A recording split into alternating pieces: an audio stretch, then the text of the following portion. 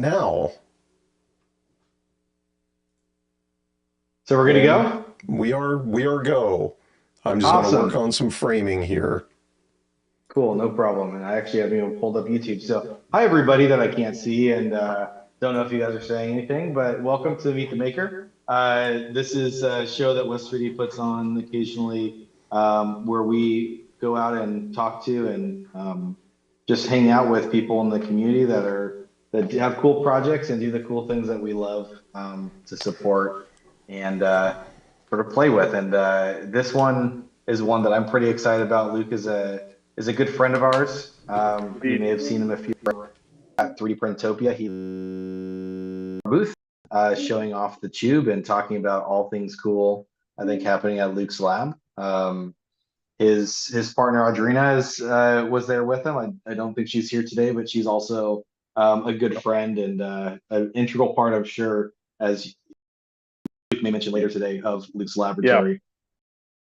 Um, yeah, and Luke, I've been a fan, and we'll talk about Tube and all that stuff in a little bit. But I do want to thank you just before we start, for you taking the time to talk to us today and hang out. Yeah, no, it's a good time. I was already at the lab today anyways, as I am most days. So it's just another part of the day. A lot of Yeah, times on the weekends I'll hang out in like a armchair like voice and video chat where I'll just be yapping away as I work. So this is a good departure from that, and I'm happy to share the time. sweet, awesome. We typically start with just a brief round of introductions, and that will also let me pull up YouTube. So if there's chat and stuff, I can, um, Yep. answer some of those things. I'll start. My name is Daniel McKay. I'm the owner of West 3D. That's it. On my screen, Alan, you're the first one on there. Are you able to talk?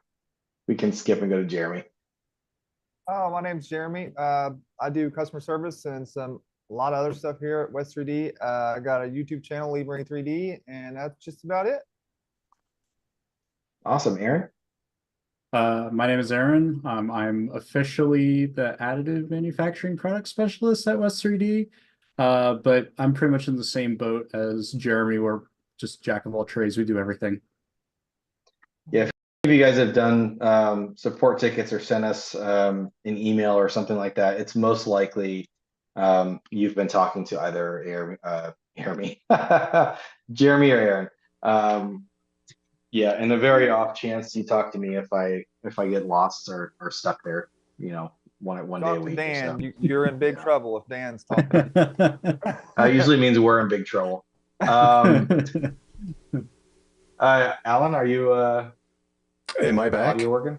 Yeah, you're back. Okay. Yes, I am Alan Rowand. I handle media, which is not great at the moment.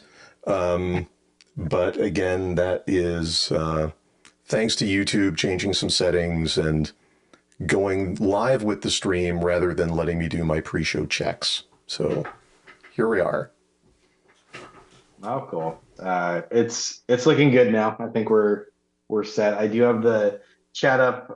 If you guys haven't done this before, we tend to rely a little bit on the chat for people that have questions for things. So if anybody has a question for any of us, primarily Luke, please throw it in the chat and we'll make sure that you get that question or we get that question answered for you.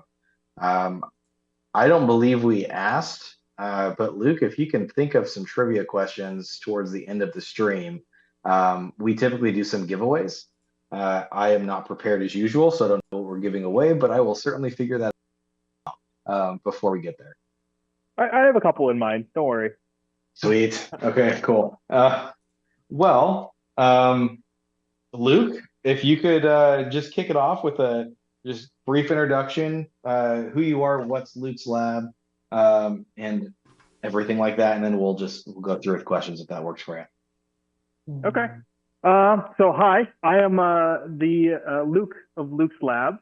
Unfortunately, and fortunately, it's grown quite a bit beyond just Luke. As you mentioned before, my wonderful partner and wife, Audrina, has really stepped up in terms of what's done and what's needed to to keep the product going. Anyways, what we do is really a wide range of stuff. So a lot of you probably know of me either from, just hanging out, helping out in the community, either with these Stablebots, these two machines behind me, or the Chube. But we also do a couple other things as well. So we also do like custom machines, but we also will go out and service machines that need upgrades. So whether that's using some of our existing products, like adding a Chube, adding an LGX, or rewiring something, we'll go out and do that for companies that want to keep their machines running and they're not ready for a new product. And we also have a print farm. So I don't know if you can hear it. Maybe my headphones and Zoom and whatever will filter it out. But right now, I only have 2 machines running, which is pretty low for this period of time. I hope to get that one running later tonight. But we also do printing services for businesses around us. So on any given week, we average about 10 kilos of printed material per day that goes out of our farm, averaging around 5 machines a day. So we do a lot of fun printing out large ABS parts like this. So yeah. Other than that, we manufacture and distribute Chube, which is our wonderful hot end. Really like it. And we have a couple other unique, cool products. One of them is actually featured on both of these machines behind me. Our upcoming high voltage USB tool board, the Jupiter. And I don't know, what else do we do? We do a bunch of custom stuff. But yeah, Cool. that's really what we do. Awesome. I know I've seen videos. I mean, it's one of the things I think maybe when Chube was coming out, you like to send me videos of it just eating plastic, sort of. I couldn't see what it was actually printing. I think a lot of that stuff's covered under contractual language and Yeah. NDAs and stuff. But I definitely saw it eating a bunch of plastic. So we certainly will talk about Chube. Yeah. But before we get there, I'm curious. You said you have multiple printers that are typically printing daily. I'm assuming you're printing primarily on Stablebots. Yeah. So most of our print farm consists of Stablebot. So on the back wall is really our print farm. There are 1, 2, 3, 4 Stablebots currently in commission. They're loaded with black ABS. They pretty much just print that at all points in time. The unit over here is also stationed for it. So we actually will be adding this one hopefully to the print farm tonight, assuming nothing breaks or goes wrong. We do have a couple other oddball machines that we like to keep. So one of the things that I want to do is always be, forward thinking in terms of technology. So I want to try out other machines and new stuff to see what I can do, what I can learn from it, how I can improve. So we actually have a Kickstarter Bamboo Lab printer. We have a Chidi X3 Plus.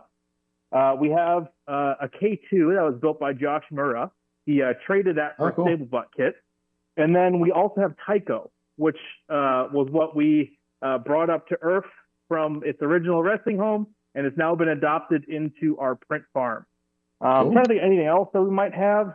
No, I mean, there is the second Stablebot that was ever built is right here. This one's been trying to print some PLA for us for some print jobs. And we have 1 or 2 printers over there that do stuff occasionally from time to time. But primarily, we run Stablebots, and we just let them rip. So when you're selling to your business customers, what makes Stablebots stand out, and why wouldn't they go with, I guess, something else? I don't know what else there is, but if you can. From a platform basis, to take a Stablebot and put it in their business, the real things that I sell them on are the customizability. So typically a customer will come to me with a product they have in mind or a project they have in mind that they want to fulfill in. So in one case, one of my customers in Milwaukee, they need a lot of 3D printing capability for printing the molding that goes into their actual production. So they need a whack ton of material and a whack ton of molds printed every day. And so they need something that can go fast because they need to, otherwise the goal is parallelization, right? So say you just build 10 printers instead of, 5 printers, and because it'll be more reliable. But in the end, with the demands that these people have and what kind of products they're requiring, they would need to go with like 100 instead of 20. It's one of those things. Then 2 is really the capabilities. I customize each printer to their needs. So this printer here, you can start to see the installation that's on the inside. So I'll customize the printer to each company's requirement. So some of them might only need a PLA machine. Some of them might need ABS, ASA. Some of them might want to go to polycarbonate or other materials. And so I'll dial up or dial down the features and the insulation, the cladding, all those features, IDEX, tool changing to meet those requirements as well for them. And then 3rd is just size.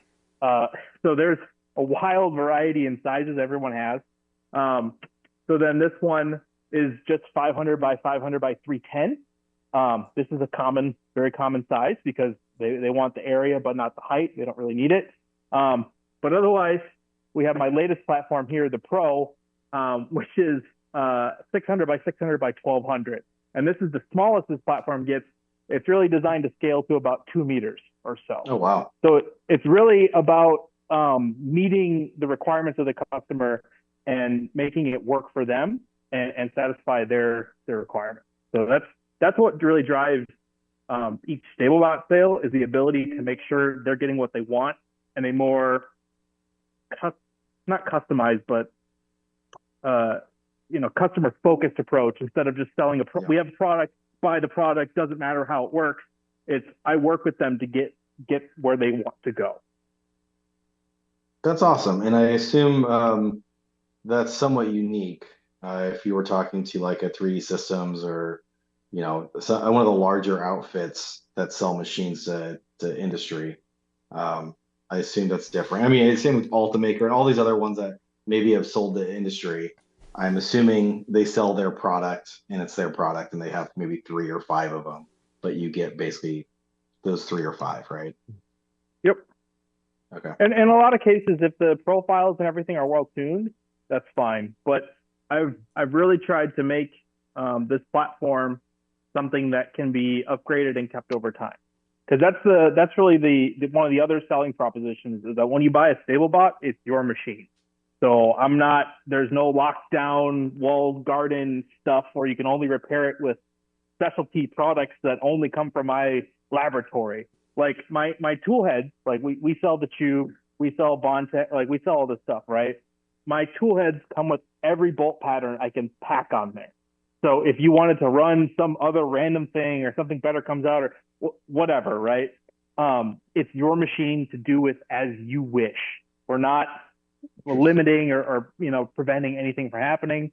Same thing with the electronics. Like we're using standard boards so you can get replacement parts from wherever you need to. If you short it out or it dies or whatever happens, you can replace the parts yourself and go on your way. And that's something that I encourage and support as well. So we're not trying to have something where you need to wait like a month and a half to get parts from Bamboo, which is something that I've had to wait for on my Bamboo. It made me very sad. You're able to get it from a much wider market, which means you're not necessarily locked into me, but that's something that I think is a good thing as well for the customer. So if you had to choose then, because obviously you have customers and you I think you might have mentioned, but I know we've talked about you have service plans and you offer support. I'm assuming a lot of times for industry, they just want something that works.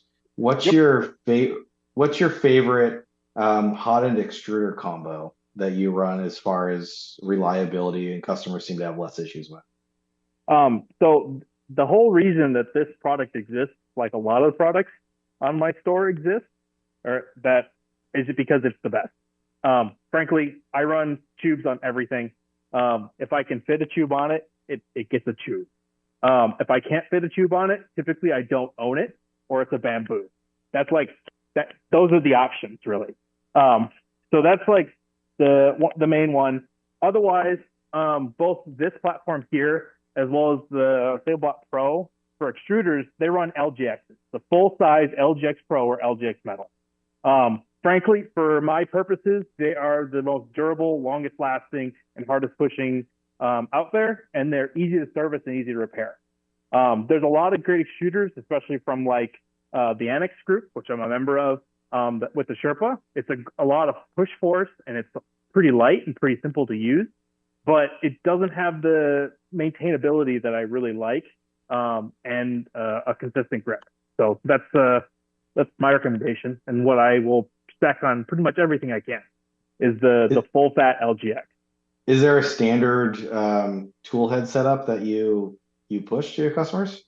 Yeah. So actually, we have a standard Stablebot tool head. I'm going to grab my camera here. Come back to me. All right. There you go. Come on back. So we actually do have I don't have one off the shelf or like in my hand, which is silly. But we do have a standard top mounted system here with a CPAP fan for these installs. For the higher temp stuff, I actually switch back to an on toolhead fan, because there are some fans that will survive the temperatures better than the WS9290s that I use. Mm-hmm. But on here is a Chube conduction, very well used. We have our metal toolhead plate. We have actually an SLM metal piece that we get 3D printed out of aluminum that will that mounts the LGX Pro metal to our tool plate here separately, so we can service it from the side and remove the tool head without having to do any funky screws otherwise. And then on the back is the Jupiter tool board. But we've been using the Orbitool lately, and well as our former tool head or tool board, the Hubbard, which we're out of stock of and not really planning on bringing back since the market is rife with all sorts of stuff. So that's basically our standard tool head here. Pretty simple overall, and it's easy to service, which is a really, really, really important factor for tool heads. Anytime that there's a clog or a snag or whatever, right? If you're running through kilos and kilos of material, eventually you find a problem. It's really important to be able to get in there, use like the latching feature on the LGX to be able to pull the filament out, take a look at it, and then fix whatever problem and then continue printing. So really what I focus on. Awesome. I mean, we mentioned Chube a couple times and we haven't actually asked what Chube is. So we'd definitely like to talk about your Chube.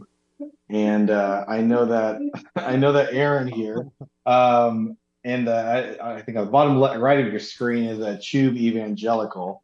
But I would like to hear just a little bit. So first, why did you feel the need to come out with a Chube, or what did you feel like was missing or different? It may be that things are good, but what was missing and different? I'm sure you can still hear me as you jog away. I can. Running away from the question. Yeah. So yeah, I guess I want to know the inspiration. And then if you had to just give like, the couple highlights, flow rates that you're seeing, whatever benefits that you think there are for someone potentially looking at a Chube, what those would be. Yeah, sure. So the reason I ran over here come from too. Oh, and someone wants to know where the name comes from. I have a whole list trivia. now. There's like 3 or 4 questions. That'll be trivia. Okay. That'll be trivia. Okay. All right. Okay, so that one will be answered. I have like 3 questions that were Chube related, and it's like we should ask what the Chube is first before we get in there. So unfortunately, I don't have the little bit of lore lying around that I thought I did, so it must be lost to time. But the answer for why the Chube came around, or I got involved here and got this thing into reality, is COVID, really. So over COVID, I printed 63,000 face shields for meat packers in Iowa. So that was a long, fun journey, and that was really cool. Got the down payment for my house. Really was my first foray really into production 3D printing, and where I really discovered that printing could be useful other than like trinkets or little fixes. Like it could actually solve real world problems and, advance society. So along that journey, I started really experimenting with more flow, go faster, make more part more better. So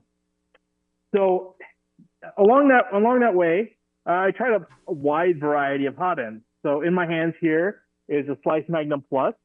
This came out near the tail end, I think, of my journey. It was really expensive for a hobbyist at the time.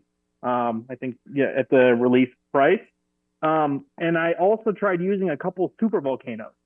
The first printer I ever made that was a Stablebot was 622 millimeters by 622 millimeters by a meter tall.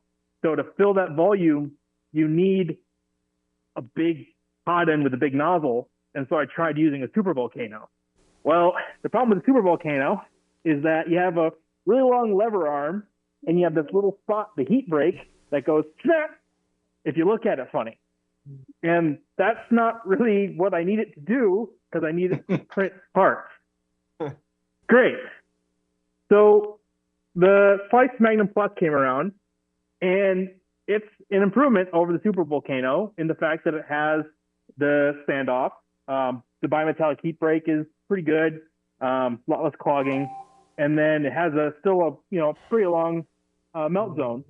But when you're continually pushing the envelope and trying to make things more better, more faster, and you're trying to dump cooling at your nozzle while you also dump material out your nozzle to keep up with the flow that you're trying to get, it didn't meet my requirement. It didn't really meet my need. So I got approached with an idea and got involved, got it manufactured, and here it is. So the reasons why it's good and why I think it's better than everything on the market for its purpose, which is reliable printing in general, is really comes down to a couple key things that we put into it. So the first one really is the shroud. So it's the tube that goes around the outside of it. It's titanium, and it provides incredibly strong structure that will prevent your very thin heat break, which is thin because it's thermally efficient, from breaking, regardless of how much you smash it into anything, really. You could be printing at 1,000 millimeters a second. I was doing bed leveling on this yesterday at 800 millimeters a second. This has two NEMA 23 turbos driving the Y-axis on it. So did it zoom into my face? It did. Yep. Okay. So here we go. Much better. So like this machine has two NEMA 23s, and it could probably break my arm. I feel utterly confident. 800? What's that? Did you say bed leveling at 800? Yeah. Yeah, okay. Yeah. We believe in full send here. Anyways, so it's something that is the most important part, where your actual filament meets your actual build plate and goes, that you want stiff and strong so you don't break it. Because I lost a lot of time, a lot of filament with broken hot end. Second, we have a single piece. So there's no bimetallic, there's no swaged in needles. It's just one piece, titanium coated heat break. It's ultra slick, ultra strong, very thermally efficient.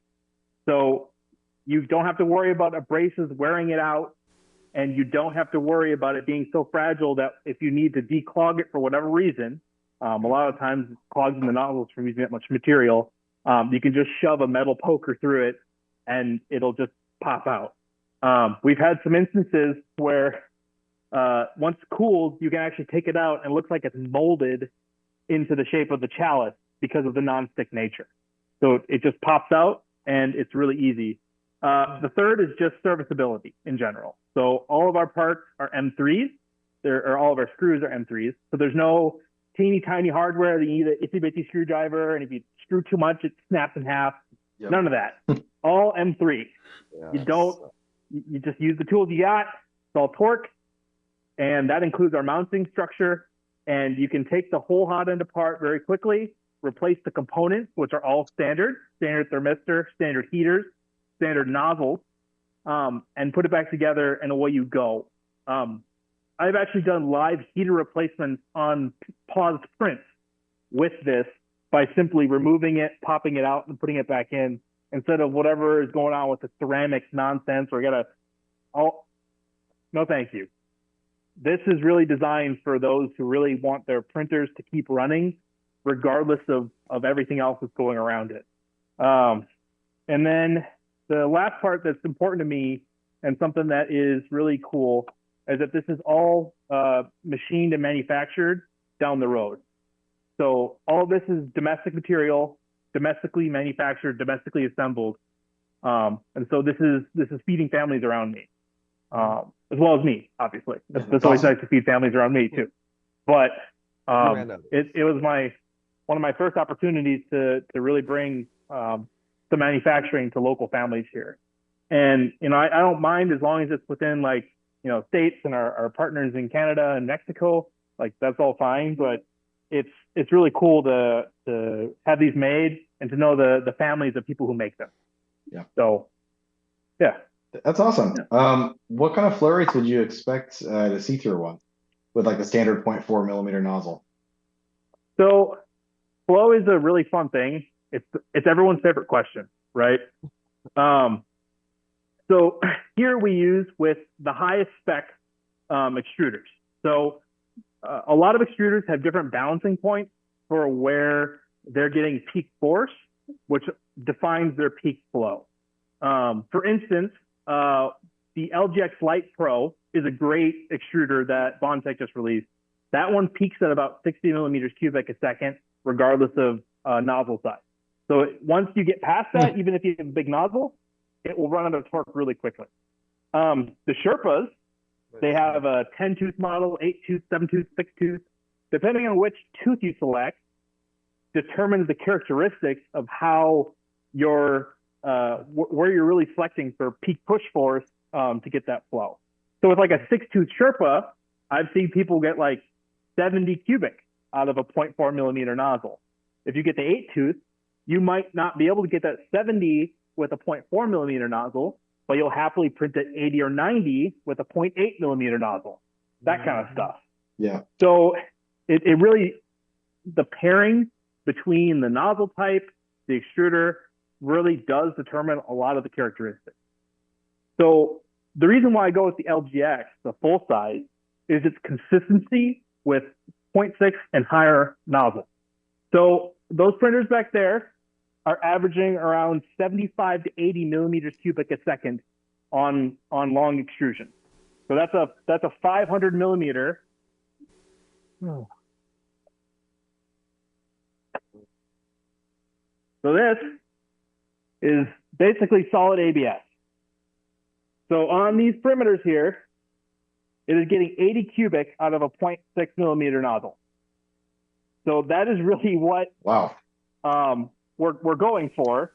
And with larger nozzles, I have a 1 millimeter nozzle on the Lab Magus, which is along the wall over there. You can't even see it if we tried because there's objects in the way.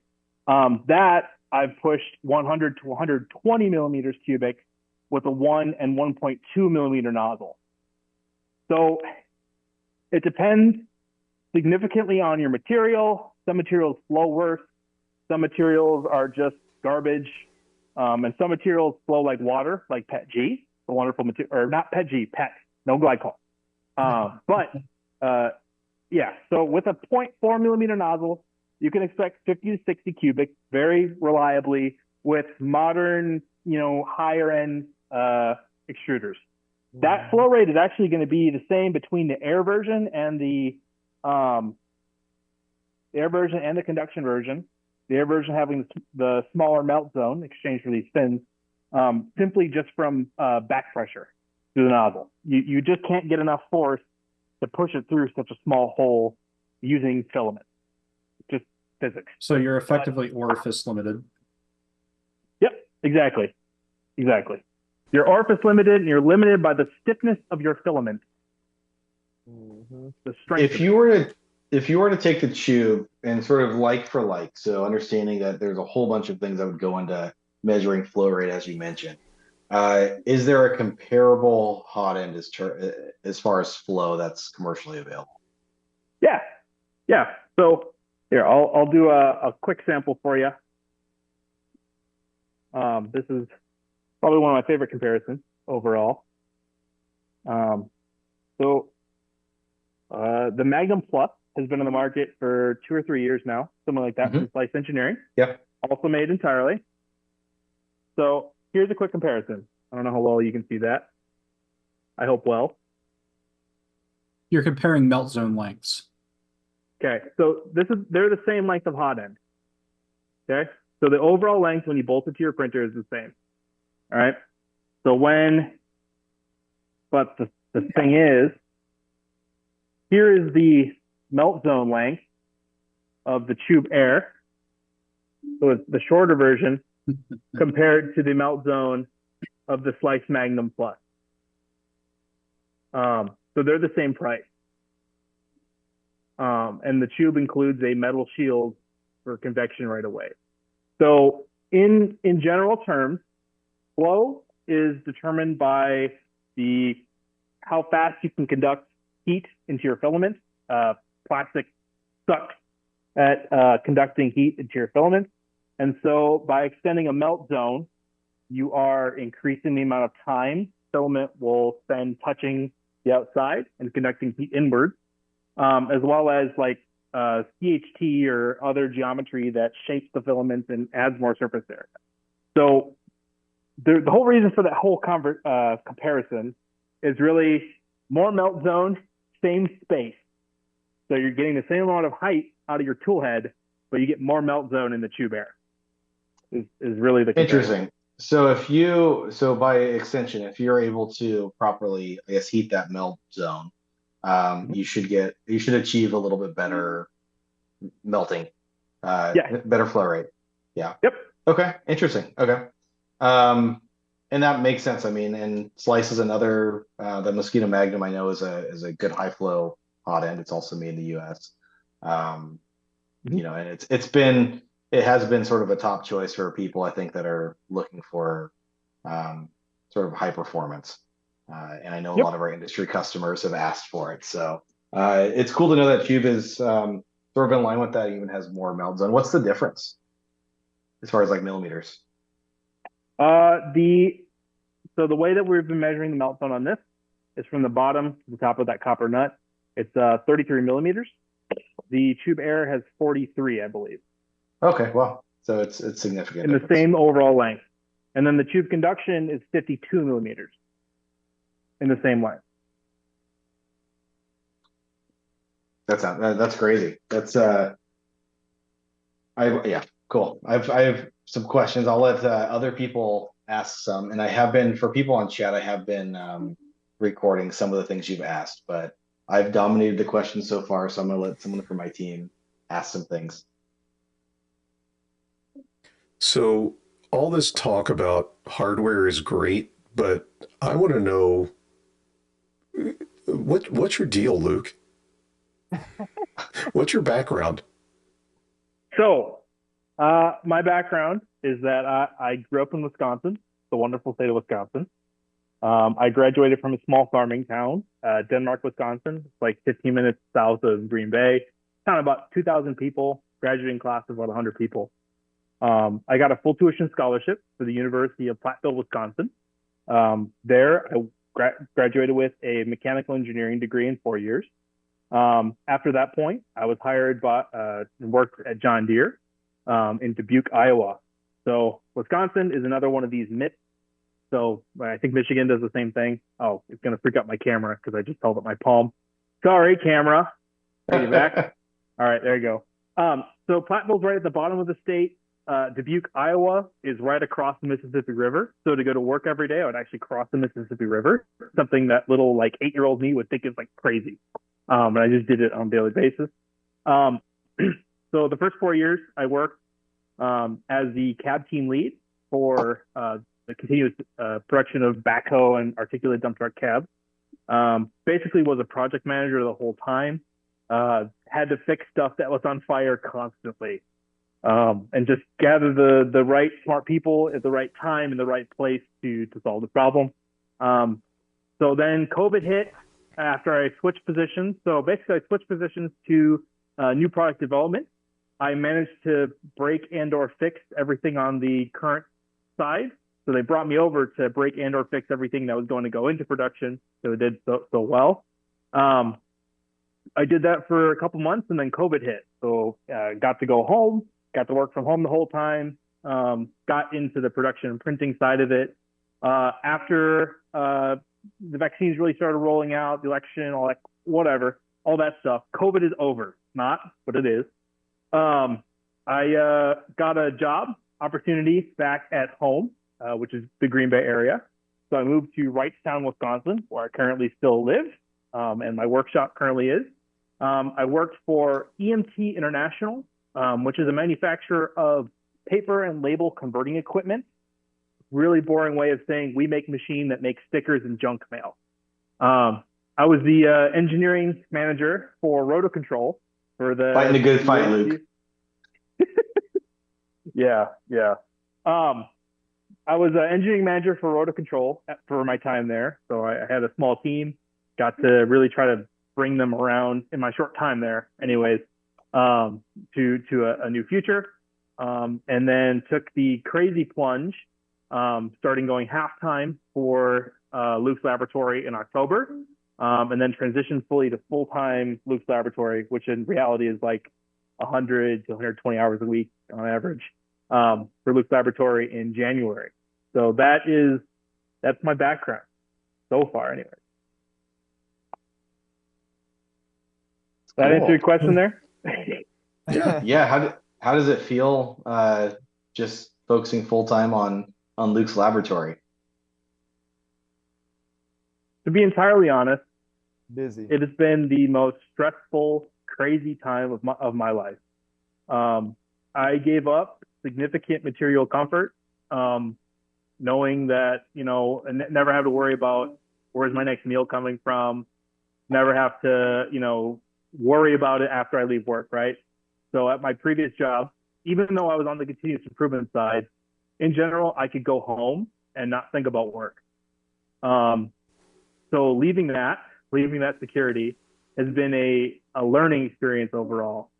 On the positive note, so I don't mean to say it is all negative because I chose to do this. On the positive side, being here, interacting with you people, getting to know you, getting to go out to YouTubers and like fix their stuff and learn and interact and hang out that side, working with my customers and seeing how my customers are successful from the products that they buy from me or that, I've made, or the improvements that I've done in their shop or their printer is the most rewarding and the crazy coolest thing I could say. I was talking a lot about feeding the families around me, right? And knowing that when I order parts from my local manufacturer, like knowing his wife and his kid, and going there to pick up parts, and there's a 6-pack of beer that he brewed for me himself. Like, that's awesome.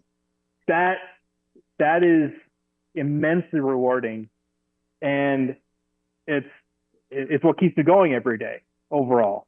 So it's the short answer to that long thing is it's been a lot of hard work, harder in ways that I couldn't have imagined, but it's also been incredibly rewarding.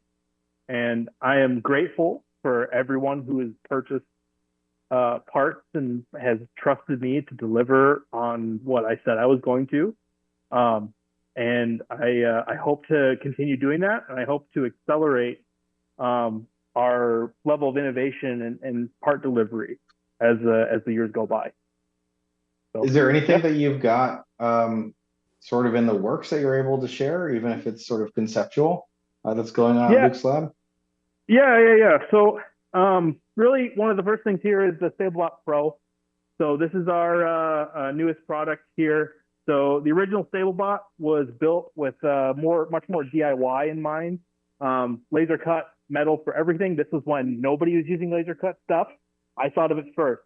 I'm just kidding. It's not just me, but it's this is the original. It has a lot of the DIY spirit to it, but it also means it takes more time to build, and it's harder to service than I'd like it to be, even though I think it's a pretty good step.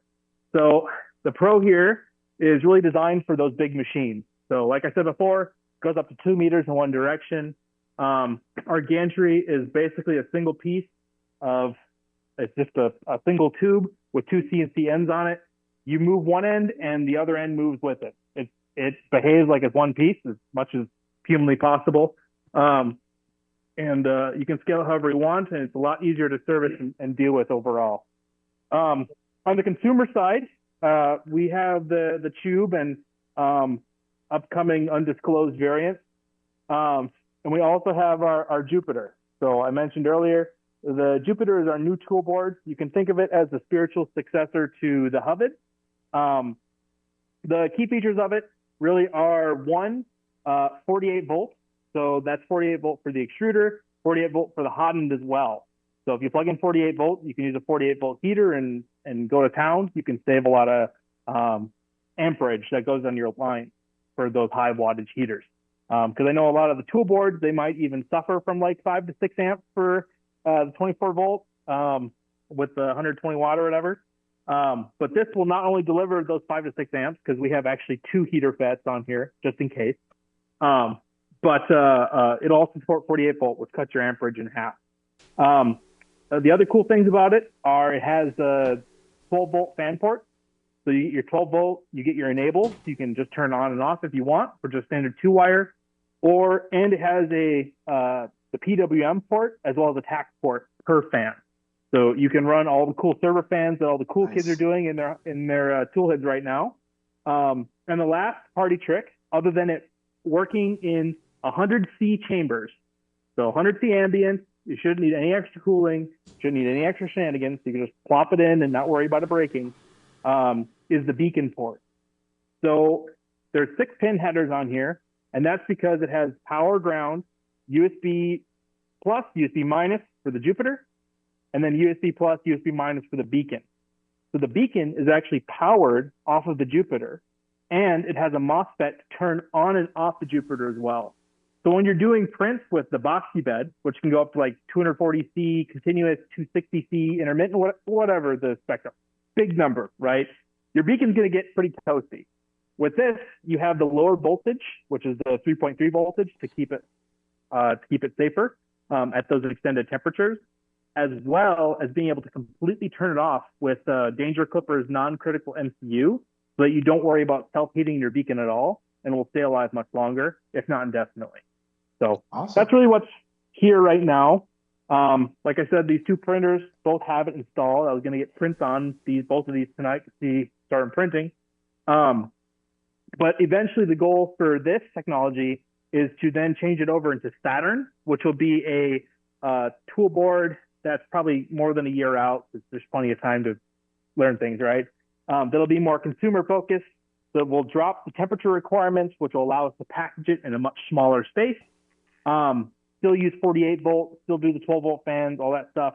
We'll add a USB hub so you can plug in a nozzle cam and an 80XL right off of here. Cool. And then it'll have stuff like RGB and servos and a whole bunch more IO that doesn't make sense on a high temperature machine because those things just melt anyway. So why include them?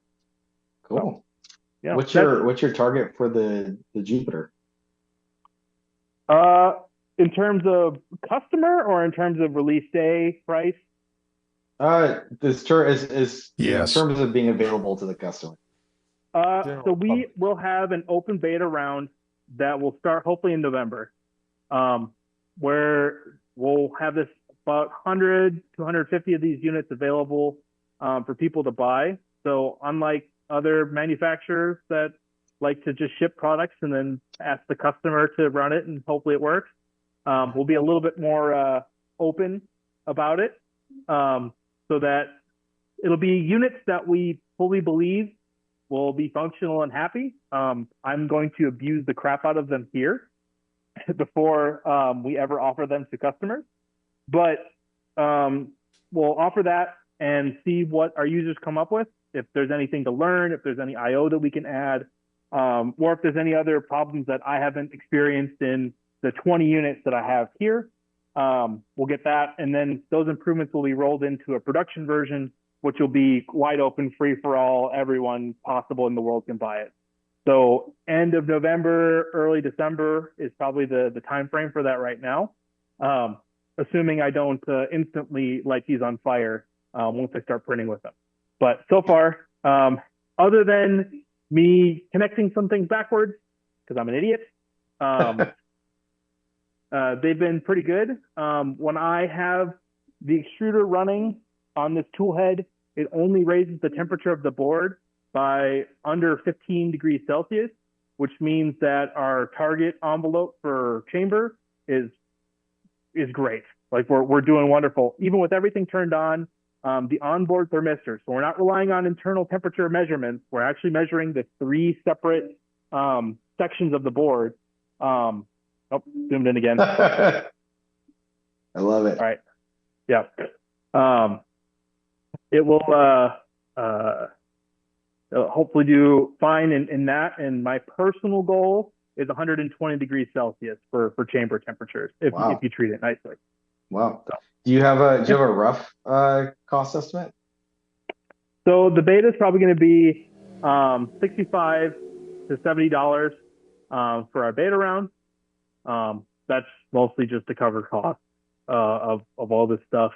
That'll include connectors, and I'll probably include the moon, which is something else that we'll be doing, is a 4 3D printing, 4 clipper USB hub, which will be, cool. You'll be able to feed it 48 volt in, up to 48 volts. You can feed it 24 to 48. It'll knock that down to a 5 volt bus. That will allow you to power your Pi correctly. It'll serve as a USB hub where you can plug in up to 2 Jupiters. One of those Jupiter ports will have the beacon port built in, so that'll take that. And then you have your remaining USB ports that will be powered off the same hub power distribution. So you can plug in all your cameras, all your I/O, all that kind of stuff, and not have to worry about your Pi freaking out about power requirements. I don't like playing the Amazon game. You might be able to see over here that I have this random, TP-Link hub sitting over here. I have just not been happy with the ones that I've been able to find on Amazon. And so if I can create one that makes it easier for people to integrate these tool boards off the get-go, provides their Pis and stuff safety with all the proper circuitry that prevents the backflow, whatever. I'm a mechanical engineer. I'm not a Sparky. It does all the protection safety stuff for your Pis and just makes stuff a lot easier. That's really the goal. We also have, lately, we've been shipping out takeoff. So I think I have some over here. So there's obviously a theme. There's like a rocket space theme.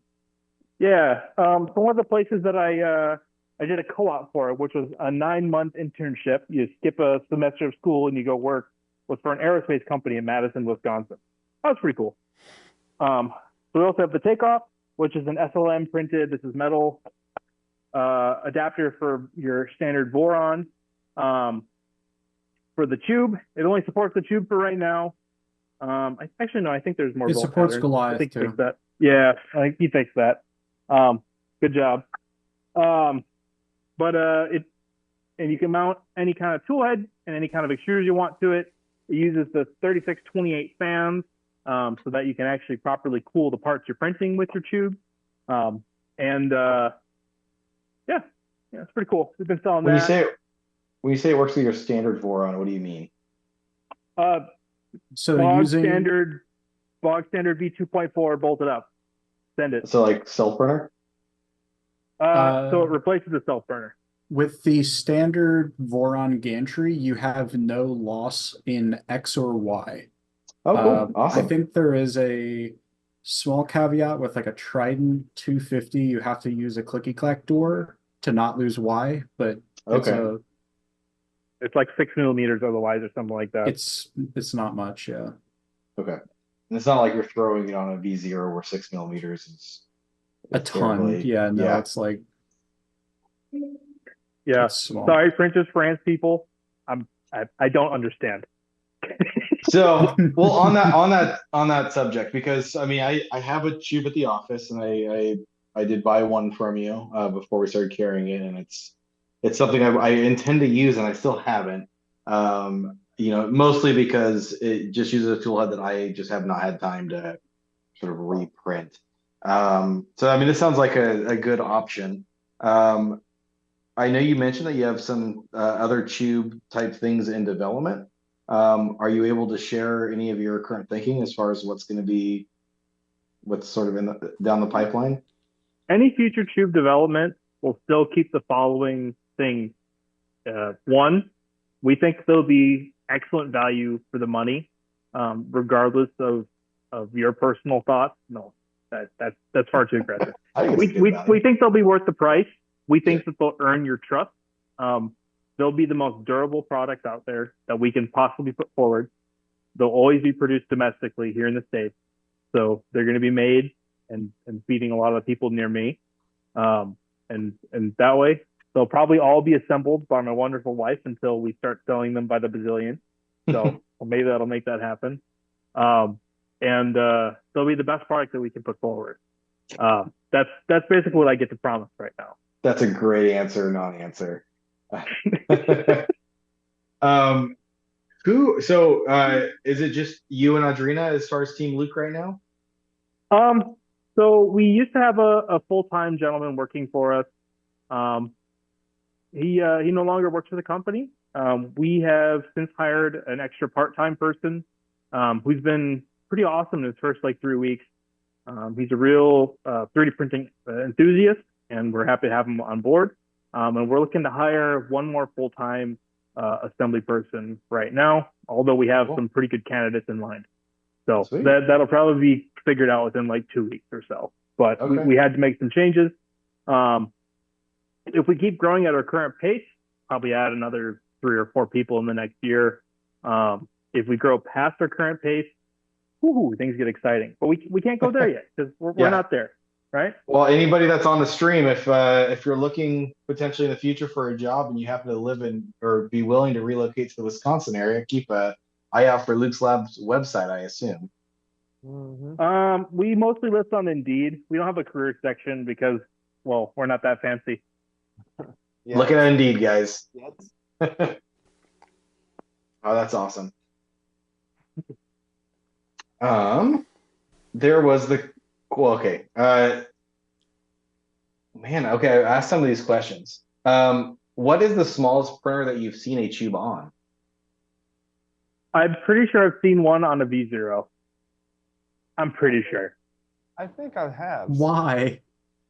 Why not? Well, there was the dude at it's a university in Texas or whatever that built a V0 and was going for like I don't know, it was like a project like the fastest benchy or whatever, but like literally had stacked up like 4 hot ends on top of each other with like extension nuts and stuff like that. And I think he may have actually bought a tube as well. He had asked 6 months ago or so what else he could throw on it. So I mean, there are people I'm sure that do crazy stuff, but that's yeah. You would lose? I mean, I'm sure just all the tool heads, you would lose some print volume outside Yeah. the Z, obviously. But Yeah, that is the one problem. It is girthier than a lot of the small hot ends that are out there, like the bamboo hot end. It is a wonderfully compact little unit that's pretty hard to beat for space efficiency overall. I mean, yeah, super easy to package. yeah. Mhm. They are very small. I'm gonna go ahead and again, I'm gonna stop talking because I can keep doing it forever. It's a team. Yeah. Okay, so going back to the Jupiter toolhead board, so someone asked how many wires would Yeah. come to the toolhead. I assume it's 4 for CAN and then 2 for USB. So it is only USB. Only USB. So it'll be Okay. 2 for power ground. So we got our voltage in, which is anywhere from 24 to 48. Okay. It will take them all. And then the two data pairs. So data for the Jupiter, so a pair, and then a pair for the beacon as well.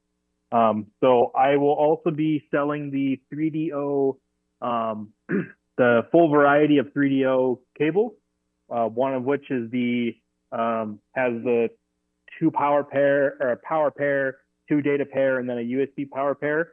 Yeah. That's the one that I'm going to recommend and basically sell with the Jupiters in general. But I also now carry their standard USB cable as well for people who want to run a longer beacon cable. And then I see USB 2.0, it's Clipper. It does not need that much bandwidth. All USB 2.0, they're nothing fancy. It'll be fine. So. 2.0, yeah. You said 2.0, right? USB 2.0? Yep. Yeah. It's just it runs Clipper. Like I'm not doing anything unique or weird with that one. It just needs to run the bare minimum for USB, really.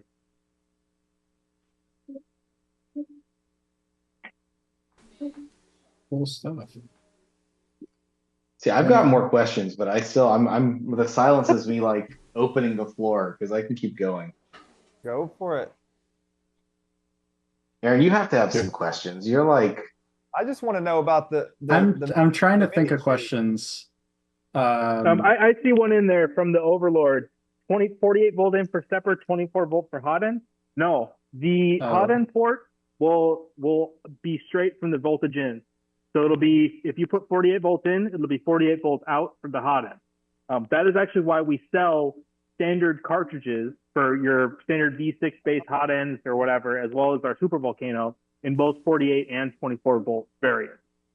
So you can save the current across the whole toolboard. Yeah. Jeremy, you were saying something. Mini Chube. That's I it. think that sounds like a great idea. Someone should work on that. Yeah, someone should do something about like a smaller one. Yeah, it's a really strange thing. Yeah. cool. So I guess someone's asking, will the Jupiter be built on a standard PCB or something high temp? It will be fully constructed to survive in a 100C chamber. And again, It's your gonna have all the goal was Gucci stuff. 120 if you can, Yeah, right? my personal wish is 120. Whether or not science meets that, Yeah, that's fine. but you're more reasonably confident that it will survive at least something. Yes. With what you know today. Yeah. Yep. Awesome. Sweet. I'm gonna jump in with mine, and I know that you recently did something with Joel, the 3D printing nerd, which had to have been pretty cool. I just wanted to know if you could tell us about that experience. And like, how did it come to be? Because I don't know. I mean, he obviously has like kabillion people that watch his things. I'm guessing that he's not naturally in tune with every, all the, I guess, the 3D printing confections that you would typically do. But somehow you guys connected, and you've been over there, I think, twice in the last couple months. I have been, so yeah. I just want to know what you can share with that. First off, Joel is as genuinely as nice as he seems on camera. That is probably the coolest thing to know, is that it's every bit as genuine as the camera persona out there. I am honored to call Joel my friend, and I appreciate his time. And I got to learn a lot of cool stuff. Visiting over there was really, really cool, getting to see his location, get to understand a little bit of, behind the scenes and see all his cool machines that were there. The second time I visited, there was an IDEX C22 sitting in the corner, the Pantheon running there, getting to see all his camera setup and live streams and all that kind of stuff was super cool.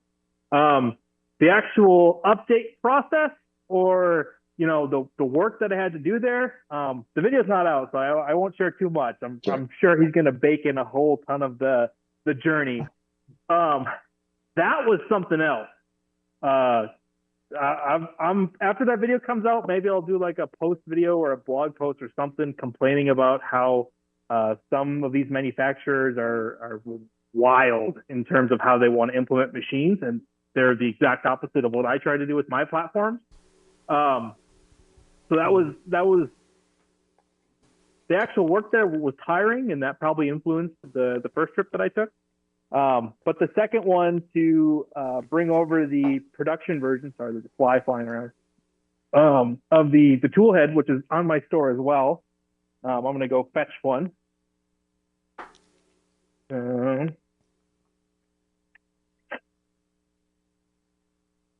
I see a hold on. cornhole board there. What's that? I see a cornhole board there. Yep, you called it the correct name too. So getting out the new tool head for it with a nice machined and anodized plate for it, all that kind of stuff. That was really cool. Getting to meet a lot of awesome makers and hang out with some really cool people, and also to just make sure that the Giga continues to run. Because first and foremost, my focus is making stuff better. I'm not here to make money necessarily. I don't spend time doing this stuff just because I think I'm awesome and I'm cool. I really care about the end user and that my customers are successful. Sometimes that's the problem because I want to rush the cutting edge, and sometimes I cut myself on that edge. But it's really it was really cool to have that experience. So that's not something that I ever thought that I would be doing, is going to these places to create content and to like go do stuff. It was awesome, and I can't wait to go back again. Okay, are you planning to? Is there any Of existing course. plans to be back? Okay, cool. Are you going to course. swing by and visit us this time?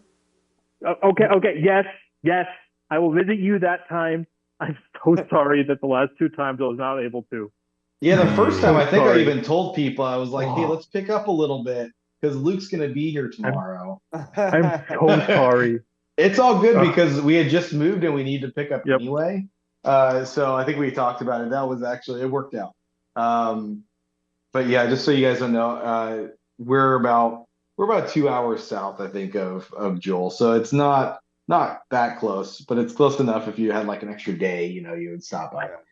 Yeah, I think the first day it was like 8 hours of flying, or like the first trip, because I flew from I think I flew from Milwaukee to, forget where it is, somewhere in South Carolina, Charlotte, I think, and then flew over to Seattle. So it was like 7 hours. So the 2 hours ain't so bad. Yeah. Call it a day. Yeah, you can stop by on the way. Protopasta's in between. You can stop by there for just to say hi. Yep.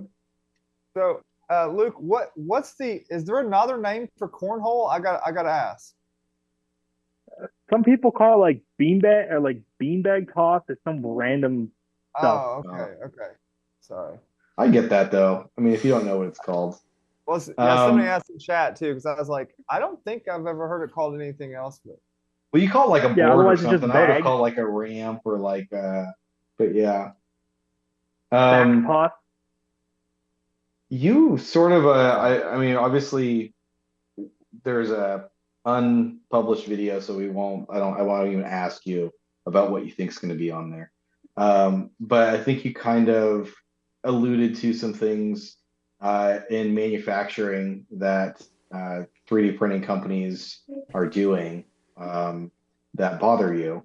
I'm assuming I could tease that out from what you were saying. Are there any sort of trends or things that you're seeing that you're not super happy with? So the first one for me is that I build a lot of stuff using open source components and open source firmware, right? Like I run Danger Clipper on all my printers. Like the Danger Clipper devs and Kevin originally, you're fantastic and I love you so much. You make my life so easy by allowing me to exist. Like I could not exist in what I'm doing today without their work that was poured into it, right?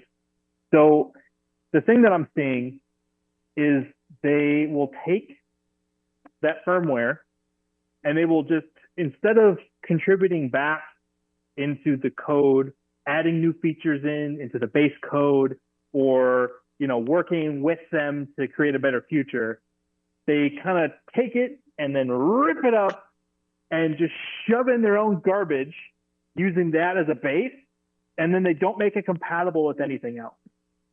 And it is really irritating to see that how much work, time, and effort that they poured into this thing, and then just to have this random fork of Clipper that only works with that platform. And if you want to try to do new stuff, you have to wait for the company to do something about it, right?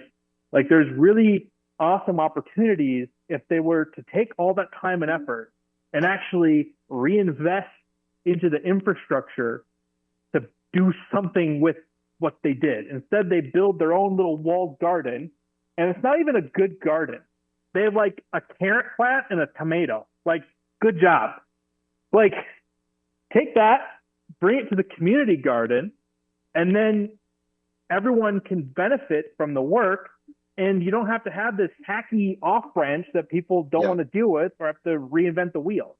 So like the Cheaty over there, the Cheaty Bang Bang. No one knows how to pronounce it, but yeah, QIDI. Yeah, the QIDI over there. Bang, bang. That has the most hack to crap Clipper install that I thought I had ever seen until I saw what Elegoo did. The same thing for the Creality K1, which stole the name from Annex. They're just run stock Clipper. Just do it. Pantheon, with their Clipper, they appear to run just bog standard Clipper. Yeah. Good for those guys. Now I can update it or change stuff over. Like, I can run Danger Clipper on it. I don't have to worry about all the random stuff that they have baked into it. Right? Yeah.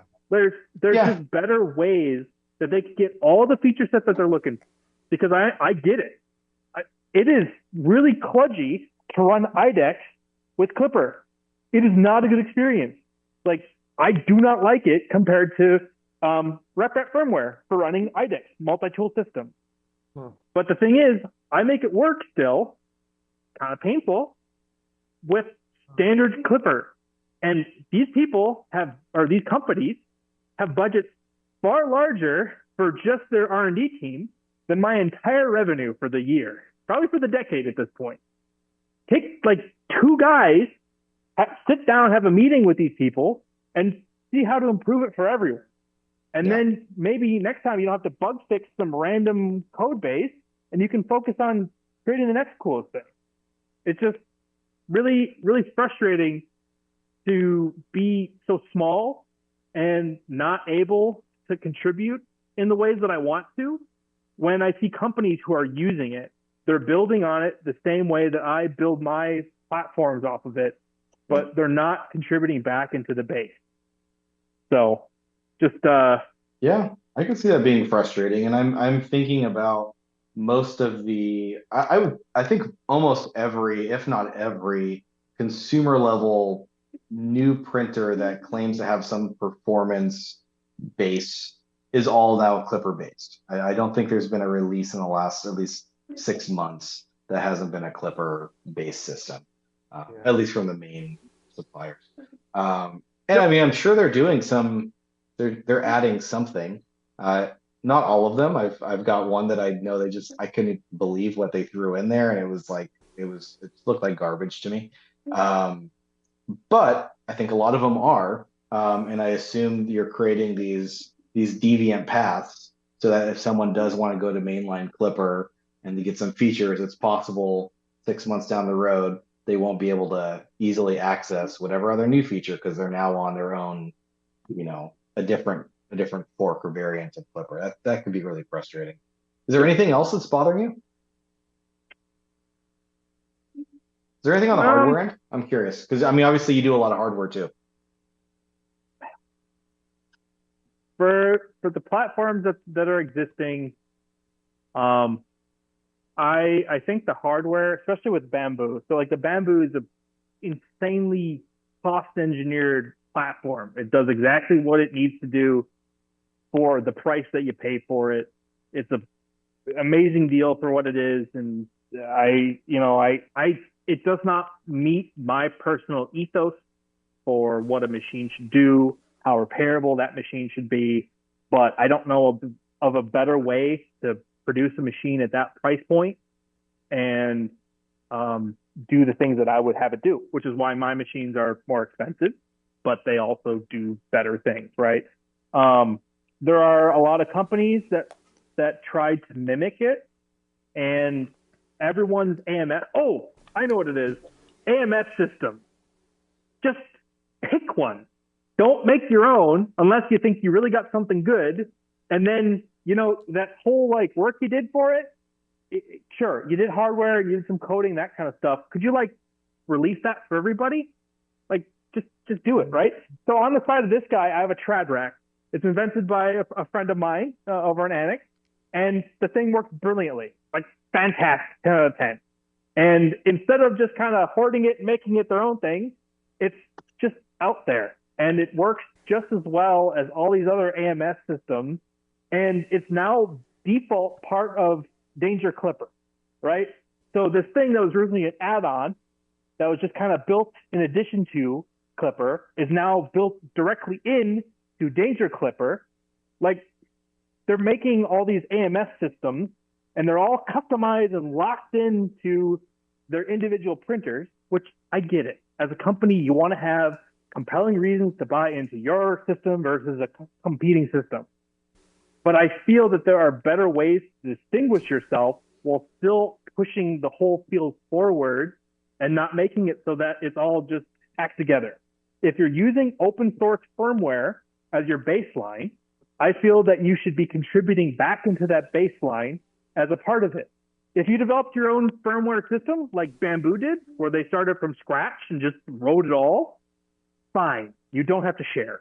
But if you're building on Clipper, or if you're building on Marlin or RepRap, and you do something cool, just give it back, or at least make it so that you can interact with it, build with it, touch it, or just decide to use someone else's and all-standardizer on that. I don't know. It's really annoying to see all the AMS systems and none of them. So. Yeah, no, totally. And I mean, all of the ones that I can think of, I think Queedy or whatever has one, Anycubic has one coming out, Creality's announced one coming out. They kind of, there's probably 2 or 3 others that I'm missing. That Elegoo probably has one. They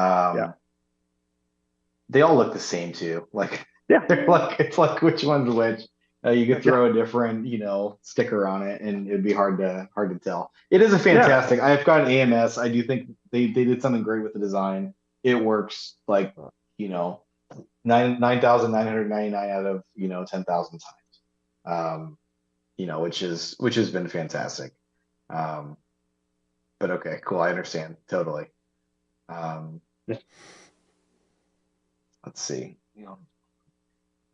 Yeah, no, I agree, and I think Bamboo's even teased releasing AMS at some point, and I think they've basically alluded to once there's a basically competition in that space, that may be something that you'll see. I'm sure a lot of people would buy the AMS, and I'm sure you could totally do it on a Clipper-based system. There's a lot that goes into it outside of the hardware, though. Like, it's really complicated. In fact, I think that's where most of the current substitutes are really failing people, is just figuring out ways to make it easily recreatable on different systems. I mean, the Bamboo, everything is completely repeatable, but when you're throwing it on a Voron where there's like 30 different ways that you can feed your printer through different filament paths and all that, and then you start talking about introducing it to 50 other printers on the market. I mean, I get it. That's a challenge, I assume. Right. But that's why I'd like them to join in and work together, and then they can distinguish themselves with a better hardware or a cool little touchscreen on the front of their unit or whatever. Because like TradRack did it. They created it. It's a module that works with Clipper seamlessly, and it's just part of Clipper now. Or Danger Clipper. From here on forward, whenever I reference Clipper, I mean Danger Clipper. So sorry, my camera unlocked for me. But All right. But like if that can happen, imagine what happens when you have, people who are paid to do this instead of developing all of these unique ways of doing stuff. And again, I get it. It's important for companies to have their own distinguishing product, but we clearly have a market segment that says, hey, we want to be able to do multi-material stuff. And in general, it should behave like this. And so why can't they all get together, come up with a uniform communication, and then they're able to implement their own hardware and then play leapfrog that way? Heck, even Apple finally uses RCS. If they can do that, we can figure out multi-material systems, okay? Preach it. Ridiculous. Is there a project that you're familiar with or something being developed outside of Luke's laboratory? Something that you're really interested in or excited about coming up in the future? In the additive manufacturing space? Yes, in additive manufacturing.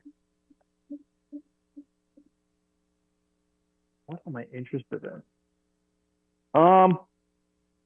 For me, it's really about metal. The more we can print metal, I think, and the better we can print metal and post-process it, understand it, that's what excites me the most. Maybe that's selfish. Maybe that's just because I've started using more and more of it, and as it's become cheaper and cheaper. But if the ability to quickly prototype and manufacture stuff out of metal as almost as easy beyond the logistical challenges of everything, right? In like plastic, but out of metal, I think are really exciting for me. Other than that, being able to simulate material properties with 3D printed components. When I was at Joel's, I got to touch some banana that was like made on some fancy weirdo printer but it had a banana look and feel to it. Really? Like spongy? Very weird. Yeah. Interesting. Yeah. Super weird. I'm gonna. So that was Joel. I might not be able to go. I'm still figuring it out. But there's a event at Protopasta next week. I think Joel's going to be there. I asked if I can touch his banana. If he can bring it. Can I touch your banana, Joel? Yeah. Yeah. That's awesome. I got to. That was cool. And so those kind of things are really neat. Steve was saying someone at Vice had one. Alan, did you see that? I did not. Someone had it at Vice. Steve said, yeah. Huh. Luke, so Alan mentioned before, we would like to learn about you as a person as well. What do you do outside of Luke's laboratory? What other things are you into? So when I was in high school and college, I used to race cars. When I say that, I used to drag strip and motocross, autocross.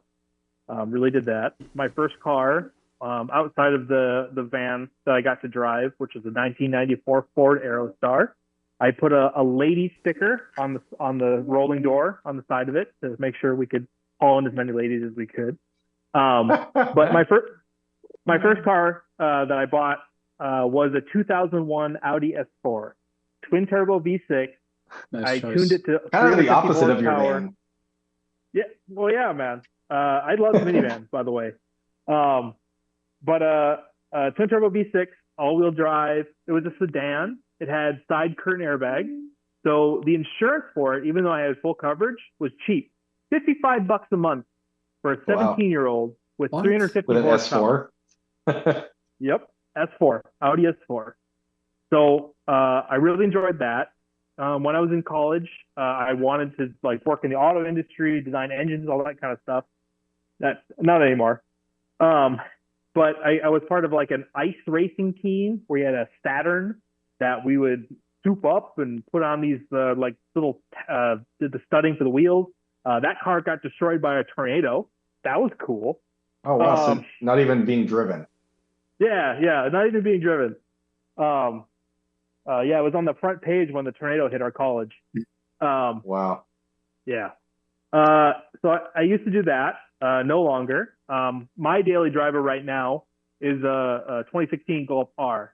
So eventually, if I ever get time again, I hope to start doing autocross and that kind of stuff again. The shop right next door, they tune, modify, upgrade cars as well. So they have me thinking some very, very nasty thoughts about what I can do to my car. That's And dangerous. we're not going to think about those things right now because we don't have time. Other than that, I love video games. I mean, that's such a boring thing to say in 2024, but here it is. I've been playing League of Legends since like the first cool. year of college. Yeah, sorry everyone who has very strong opinions either way on that. I peaked Diamond in both solo queue duo or solo duo and flex with some friends at different times. I mainly play jungle. I really enjoy it, especially playing with friends. I don't really play solo anymore. It's really about the social experience for me now, learning and coordinating with other people to do that. If I was in shape and I had people to play with, I would play soccer. I was part of the founding team, like the first team ever for our high school, in high school for the 2 years. So that was really cool. What I love position soccer. did you play? Defender. Cool. I am a stout person, and I could sprint as fast as a forward. So I would beat them to the ball and then stop and have them bounce off. That was like my main trick. It was a lot of fun. Do you follow any teams? No. I do not watch soccer. I do not watch real sports. I watch esports more than I watch sports. Like I watch the League of Legends World Finals.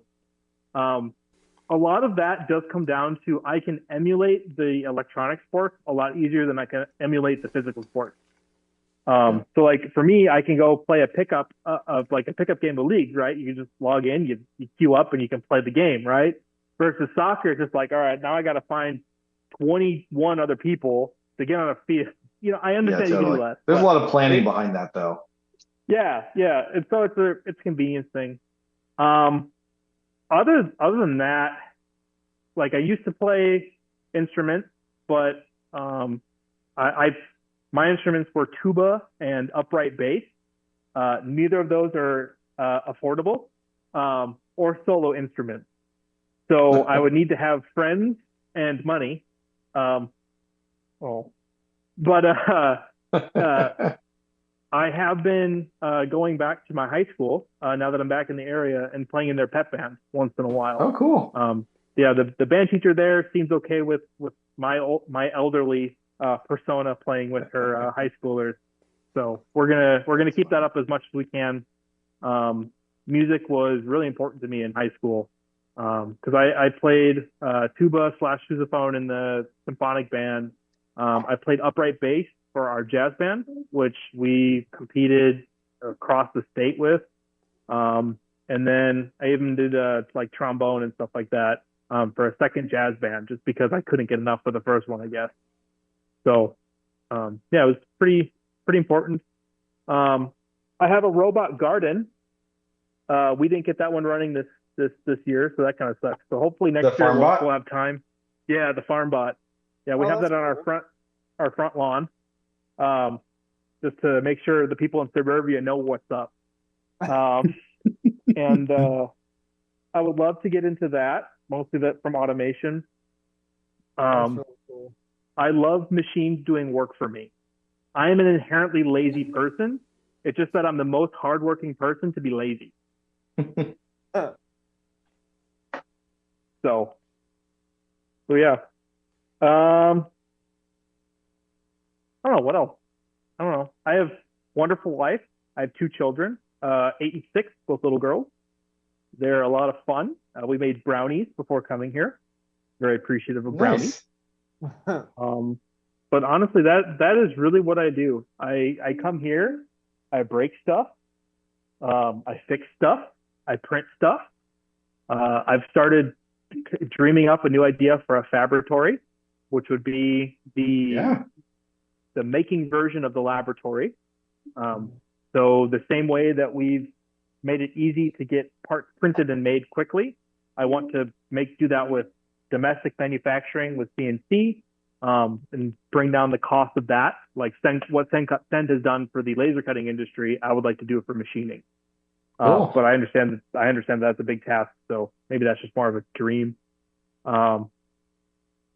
Yeah, Yeah, it seems like it'd be that's time me. consuming, but like basically have a fabrication place people could come in and get work done, and you're charging a lower rate to get that stuff done. Yeah, the goal would really be they don't have to interact with a human being, Oh, just like cool. Senkatsen. Like Senkatsen, that is my favorite part about them. They are Oh, price so it'd be all competitive. online. Yeah, yeah. Oh, cool. Like like Like, don't talk to me. Don't email me. You upload your part. You upload your print. It gives a sorry, that's fly. Um, but you do all the uploads. You click the buttons, and you get a price. But when you get a price, you also get 10 prices for your volume break. And then you can switch materials right at it, or you can type in custom ones and get a quote quickly. So I understand that there are services like that, like Turtle Labs and Xometry, but Hmm. they aren't the best. And I think there's a lot of opportunity to make them better overall, and to bring down those prices so that normal people can get CNC parts if they want. So that's really the Sweet. goal. Yeah, that'd be awesome. Be really cool. so Do you go ahead? you mentioned earlier that you're getting a lot into SLM metal parts. Would the Fabratory have SLM capability? Yes, that's actually one of the core pillars of it. It would be you'd be able to print your SLM parts if it made sense for the part. You could specify it, and then you could specify the post processing to mill certain parts flat. So a good example is honestly the takeoff part, where you have the ring where the tube actually bolts into it. Yeah. You'd be able to select that as a post processing area to make flat with the rest of it. Okay. Another big goal would be to have dynamic GD&T. So right now, a lot of places are still use plus minus tolerances like they're in the 1980s or something like that. So the goal would be able to use model-based definition, which for, I don't know how many of you are mechanical nerds out there and manufacturing nerds, but the goal would be able to use directly as you quote the part, be able to specify which parts are the important datums and then build your tolerance scheme off of that, or have it pre-programmed and then just upload it. That'll give us the fairest quote for you to get the part that you deserve, as well as simplify our manufacturing process as well, all part of the ordering process. So yeah, that'd be important with the SLM part. You'd upload it, tell us your datums, and then you'd be able to tell us what tolerances and what features are actually important, and that would inform us how to manufacture it. So you say that this portion has a flatness of 0.2 millimeters. Well, great. Now we know that we need to go and post-process this. We'll reflect it in your quote, but you'll get the part that you actually want. So you said GDMT. Is that global dimensional? Like, what's the definition of that? Geometric dimensioning and tolerancing. Okay. All right. It's fancy for fancy tolerances. I could probably talk about it all day. I used to teach it while I was at Deere. So I was one of their I forget what to call it, but it is a way of controlling parts to be the loosest possible part and still function. So I'm not going to waste anybody's time on this. I can more than happy to yap at whoever has questions about it later. It's how you get the cheapest part that always works. So, like, basically, you're optimizing usability for machining cost. Yeah, for manufacturing. Yep. Okay. You tell exactly what the important parts are, and you tell them what they need to reference from it for every single portion of it. So instead of having just a generic plus or minus scheme where you have this hole and then this hole is measured off this hole and this edge measures off that hole, you tell them, hey, I actually care about this wall. Like this edge is the reference for the rest of it there, and you do all the measurements from there using that as a datum. Because Okay. a lot of prints will have like ordinate where you start with like the bottom left-hand corner and then you go from there and you measure all your coordinates out of there. Well, the left corner might be literally floating in space and not very important. So GD&T allows you to define your datums, the points where you're supposed to be measuring from, and kind of goes from there. It is a more of a language than it is a process or routine, if that makes sense. You're communicating design intent on the drawing without actually saying, hey, this is where the stuff bolts. You indicate this is where stuff bolts by your use of tolerancing and the data. Okay. So instead of having a standard plus minus scheme based off of a single reference surface where the further you get away from that point, the errors will propagate, you can give it Yeah. like multiple points on a part and get the error down by like having, I don't know, I'm thinking about it from a probably different perspective, but that sounds really cool. Yeah. Yeah.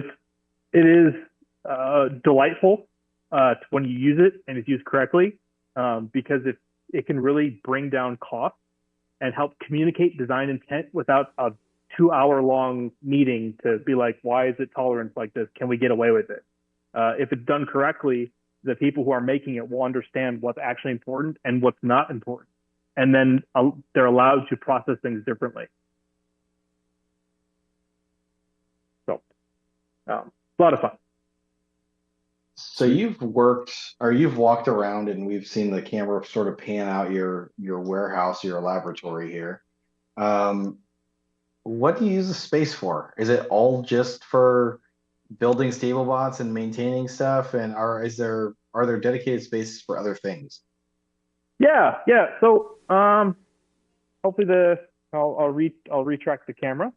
Come with me, camera. So the back wall, behind me there is our farm area, and the reason it's our farm area is one, it's farthest away from the doors, so we can open the doors in the summer and the winter time, and it doesn't terribly swing the temperatures back and forth. And that's where we put our power. So right now, I think we have. So those are all power drops, right?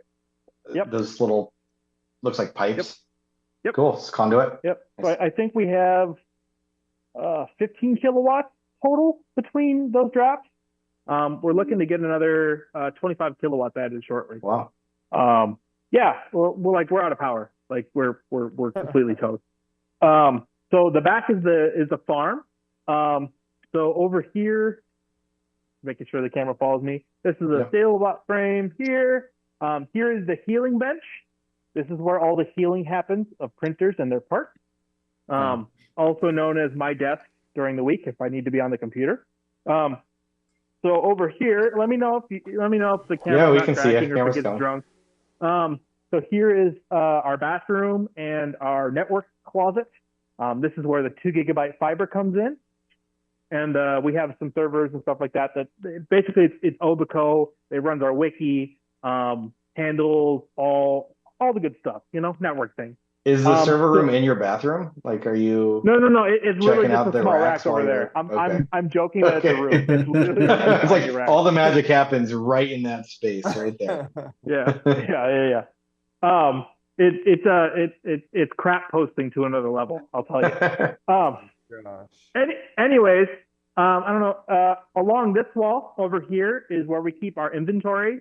That's where Audrina primarily works. She handles basically all of our fulfillment for our Shopify store. So this is when you order stuff on the Shopify store, Audrina does all the packing. We have a crate of boxes. We reuse pretty much every box that comes in, we try to ship out. So if any of our customers have gotten boxes that are labeled like West 3D, Fabrico, KB3D, SolidStream, all that kind of stuff, it's because we reuse everything we can. That's nice. So that's something that we take seriously. We'll have to send you a roll of packing tape next time. Nice. So that's that. Along here is really assembly areas. So this layout is very much still just kind of from my basement. I don't know if the camera's going to catch me. You're Nope, gone. I don't think it did. You're gone. You're gone. So, all right, hold on. Jump up and down. Stick your hands up. It's because I walked behind something. I'll let it grab my face real quick. Give me your camera. There you go. Hi. Oh, okay. So over here is really just some more benches. So when it first moved from my basement, we didn't have all these tables and stuff like that. These tables have been built and made over time by my dad. So, it's not probably laid out in the most efficient manner, but it works for us for right now. So this is really all assembly and a whole bunch of random different projects. Once we're done with our current queue of printers, we're probably going to reorganize everything again. But until that point, it's a question of, do you take the manpower to organize and then not use the manpower in building stuff? And right now it's just build more stuff. Totally. So, I guess the only important one is this is the Chube table. This is where when Adrena isn't fulfilling orders, she's putting together tubes. Right now we have 20 plus conduction blocks that are mid-assembly right now, and I'm Sweet. sure she'll be back to work on Monday. Indeed. So over here is another table. We have a customer build of a K3. I don't know if they can see me anymore. I think it's at the max travel. We see you. I'll move the stand just a touch. Oh, we're moving. Oh, got me still. Good. So then customer build there. We have a microwave and a mini fridge and a kettle over there with some water. And then over here is our fab corner and our other stuff. This is a great workspace, highly organized and definitely not random. This is where we keep a lot of our kits. So we actually stock kits for 500 cubed and 500 by 500 by 310 for both extrusion and rails, because those are our most popular sizes. Yeah. We have our insulation. I have a giant stack of bed plates over here as well. So we have, I think, a quarter ton of just ATP5 build plates for 500 just sitting there right now. Here we have our laser cutter, gloriously stolen from Nathan Builds Robots. Thanks, Nathan. So we can do laser cut of small sizes of acrylic and that kind of stuff for panels. Oh, sweet. I'm going to be using it for like light up stuff, like patterns, all that. It's fun. Does that take full sheets or it looks small? So this can do up to, I think it's 26 inches wide. And if we get the conveyor, I can do 3 meters. Okay. So it's good for what I need it for. Like I'm not going to do a whole Stablebot, but if people really wanted to, I could offer that as a service to do like engraving cool. And like we enjoy it here. It's been fun for the stuff that we like. Maybe we'll just start including this. You gotta in yeah. a lot of our shipments. So. Oh, sweet, totally. Yep. And then otherwise, like this is our electronics area. Again, everything here is a mess. This is just the state of my mind. But it's a laboratory. It's the lab, man. Here's where we tried to keep all of our electronic stuff for making wire harnesses. We do all of our own wire harnesses here. Soldering stuff together, assembly, all that kind of stuff is all kept kind of right over here in this area with a bit more inventory and other stuff along these racks here. So all in all, we have 3,600 square feet here in Wrightstown, Wisconsin. Like I said before in the beginning, it's not air conditioned, it's only heated. In the wintertime, we basically don't need to turn on heat that much. Like I think the heaters are on like 20% of the time top. In the summertime, it gets pretty warm. But as long as we're in here early and we get out by the afternoon, it's not really, it doesn't get terribly hot, except for like 2 weeks in the summer. But it's really, that's really the shop at this point. I got more plans for it. We're probably going to be adopting another person's farm with like 40 printers in it that print rubber in the next couple months. It's a better deal for them. Our space matches their needs, and it'll be a good opportunity to use like print farming software, that kind of stuff with them. Is that one of the motivations for adding more power? It is actually, yeah. But they only take like 2 kilowatts. So not that much. Not too bad. Well, it looks like you've got a lot of, like you said, you can move tables around and there's a lot of empty floor space that you can It's leverage. just a giant box. Yep. So someone was mentioning you got some tall ceilings, it looks like too. So yeah. We should set up racking. We should have like shelving and all that kind of stuff. We have an official ERP now, so I can start doing like actual inventory and that kind of stuff. So we recently subscribed to Odoo, so we have to go build that out and get integrated, but that's like several hundred hours of configuration. You'll have to let me know what your experience is, because we looked into it, but I never did the service. And so like when you sort of bolt it together, it was a little different. Like it didn't feel that great, but I think they were saying that there's a lot that you can do if you work with a developer and you actually, they can tailor something for you. I'm curious. I'll Yeah. reach out in a few months and see how that went. Yeah. Every ERP is its own bag of crap. But it had the most features that we really cared about all built into one. Like a help desk for ticketing systems. It had the sales and manufacturing stuff. Manufacturing environment seemed pretty good overall. Cool. And then had service planning built into it, like maintenance, all that kind of stuff. So it Oh, would allow nice. us, as part of its base package or complete pack, I don't know, however, as part of its features that you get with the subscription, it would allow us to build the machines using inventory and all that kind of stuff. After quoting the machines with the customers, with the customer management system, it allows us to build the machines with a complete bill of materials. It allows us to send them out and keep a service history of everything that we have in there. It allows us to have a help desk so that it will, when we get tickets from those customers, it'll go into our help desk system, and then it will be assigned to the machines that they bought so that we can keep track long term over time and do all the things that we would need to do for a long lasting, sustainable company. Yeah. And so that's why if I'm going to pick one arbitrarily, it seemed to have the best feature set for the cost, especially because ERPs are ridiculous in price. And since it's open source, I figure if I get big enough that I start to have problems with it, I'm just going to pay someone to develop crap for it and call it a day. Yeah. Well, that's awesome. That's awesome. I hope it works well for you. Me too. I've been enjoying it so far. It's replaced two software packages that I was already using, so it pays for itself at this Sweet. point by integrating that. And as I continue to use it and get familiar with it and figure out how the heck we're learning. Yeah. Well, we always ask trivia questions.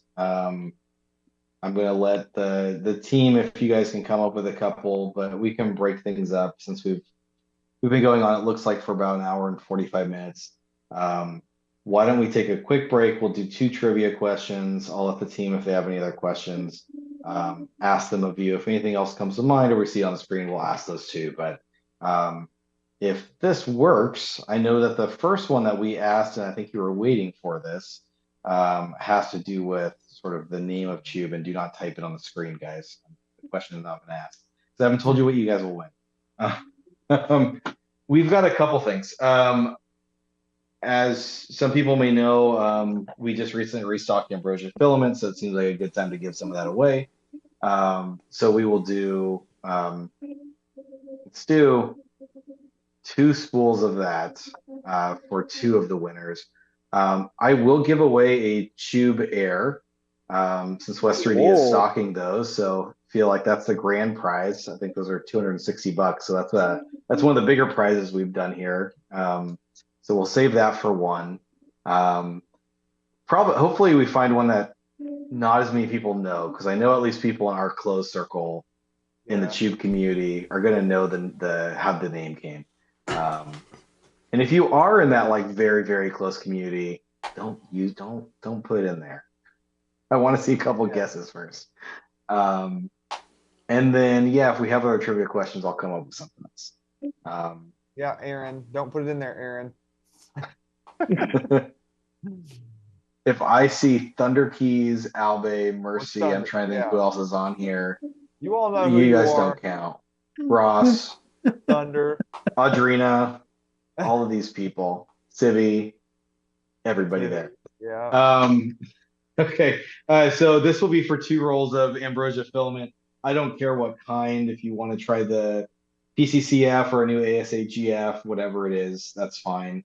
If you just want PLA, that's good too. So let's do that. Luke, what's your first trivia? Really quick, if you do win, please email us with the question that you answered correctly.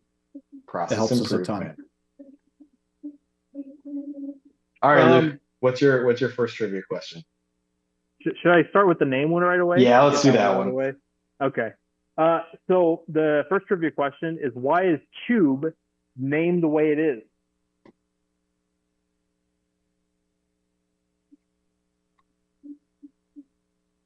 I keep getting off of live video. I don't know if that's live chat. Okano on my screen got it. Because you can't Yeah, that's spell. mine too. I gotta do the live Misspelled chat. chubby? I think I got Okano too. Is British people? Is that close enough? Close enough, yeah. So go ahead. It's a joke. So when you're in Britain and you get on the subway, you hop on the tube because the tube is pronounced with a ch for some reason. So it is literally a hot end in the tube. It's made from titanium tube, and so it's the tube. Simple as that. I think Nick has a good one. Chalice, heat break, unibody, bode. Trying to pull in the letters. Oh, interesting. That would have been good. Named after Good Chube try, Nick. Skywalker. That is definitely not it, though. So on that, one of the questions that I also had written down, and I'm not rocking my Chube hat, and I do when I am too lazy to take a shower in the morning, because we all have work to do. It's like one of my go-tos.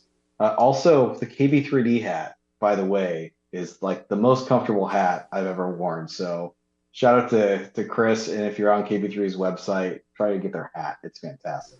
Yeah, they got great Their hats. shirt's also nice too. I was looking something for my else.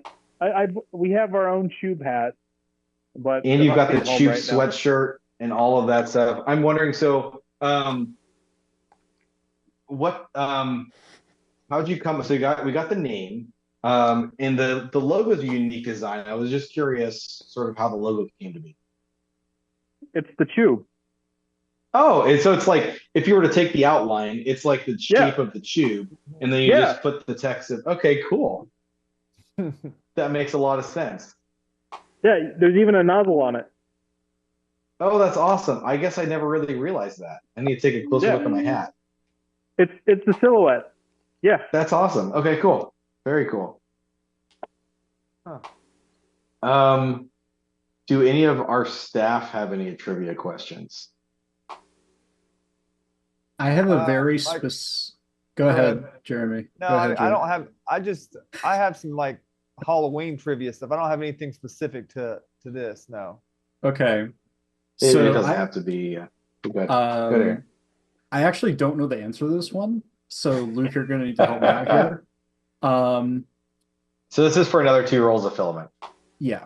So in the when Chube was being beta tested, what revision, how many revisions of the hot end did you go through, and which number, which revision ended up being production, number wise? And Okay, so that's the question. So go ahead, chat. Yeah. 69. 5. No. So I will say that Sir Gnome is denied all Chube questions. Oh yeah, no. He cannot win. He knows too 23. much. Overlord said 5, 7, 5 or 6, 9. 5 since Burgo can't win. 13, 4, 12. Kenneth got it. 47. Who? Kenneth Davis. Kenneth. Okay. Sorry, where is this? 4. 4. major Okay, 4. cool. 4. Awesome. At least how I would consider Kenneth major Davis. revisions. Okay. Sweet. Yeah, just send an email to info@west3d and say that you won and what the question was, and we'll get that sent off to you. And by the way, I'm cool saying internationally too. It always hurts, but we will do it since we didn't say that just in case.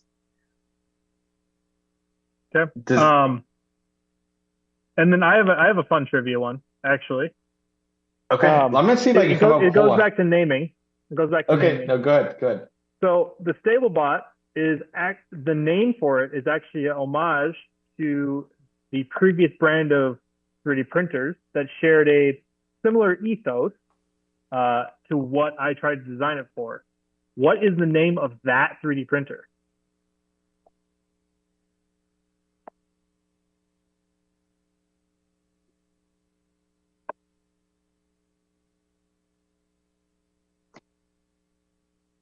See if people can find it.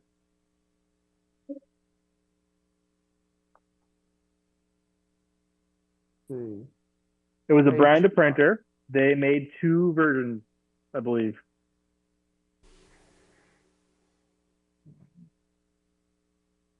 Come on, chat. Come on, chat. That's a I tougher don't one. That's expect people good. to find this one. They're gonna have to dig deep. It was fairly niche. Printer bot, H bot, stable Nothing wave. so far. I will not answer. I will not answer. I promised. Morgan, you've won Morton. a couple of these, I think. Do you know the answer?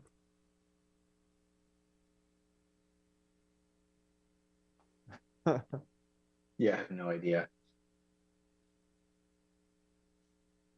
Ender. Monofray Select Mini.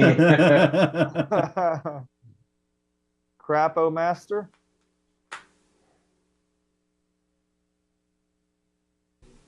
I don't know how long you guys normally let these go. But we I can think stop I over. might have just Googled it. I'm not gonna say it. Make sure. Ender 3. Oh, it's totally this. You found it, Daniel? I think so. I'm not gonna. Well, what? I yeah, mean, what- it's just if the name is almost like a synonym, and part to then it's Yeah. that. Dan found it, I think. Daniel wins 2 spools of ambrosia filament. Win your own filament, Daniel. Yeah. Yeah, I've I'm got not no smart clue. enough to participate. Use Google, people. Daniel just found it on Google.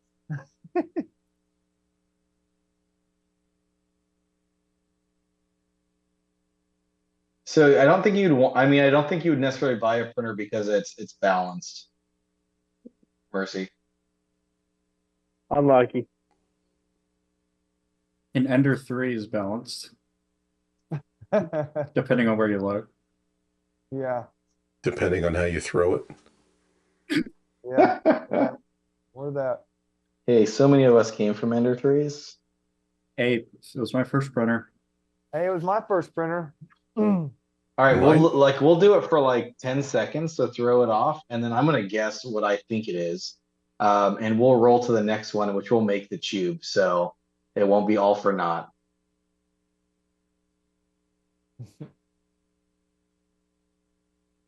And my 10 Ender seconds 3 is is like- still in service. Oh, look at you. Do you actually use it? When was the last time you printed with it? Oh, I don't have it anymore. It's on permanent Oh. loan to a friend of mine. But he's That's like, right. it still works great. Cool. Sweet. That's awesome. Perfect. I mean, I truly believe that most of the printers out there, and there are exceptions, obviously. But if you've got enough time and determination, they're not terribly complex machines, and you can get You're good right. prints from them. Okay, I'm gonna guess, just because it is a printer, and it looks like at least you can still buy them on like they're still available. Is it Reliabot? No, it's not. No! Okay. I was like, that's perfect. Stable, reliable, Nope. It is Rigid Bot. rigid bot. Well, then the balance was actually pretty close. It's also, did you have one like sitting there? Is that what that is? Wow. No kidding. It was in Huh. plain sight. Is it made by Rigid? No. But it's pretty rigid, I assume. For the time it was, yeah. For the uses like injection molded corners, aluminum extrusion all the way around. Yeah, it was advanced for the time, Yeah. and that was enough. That was enough.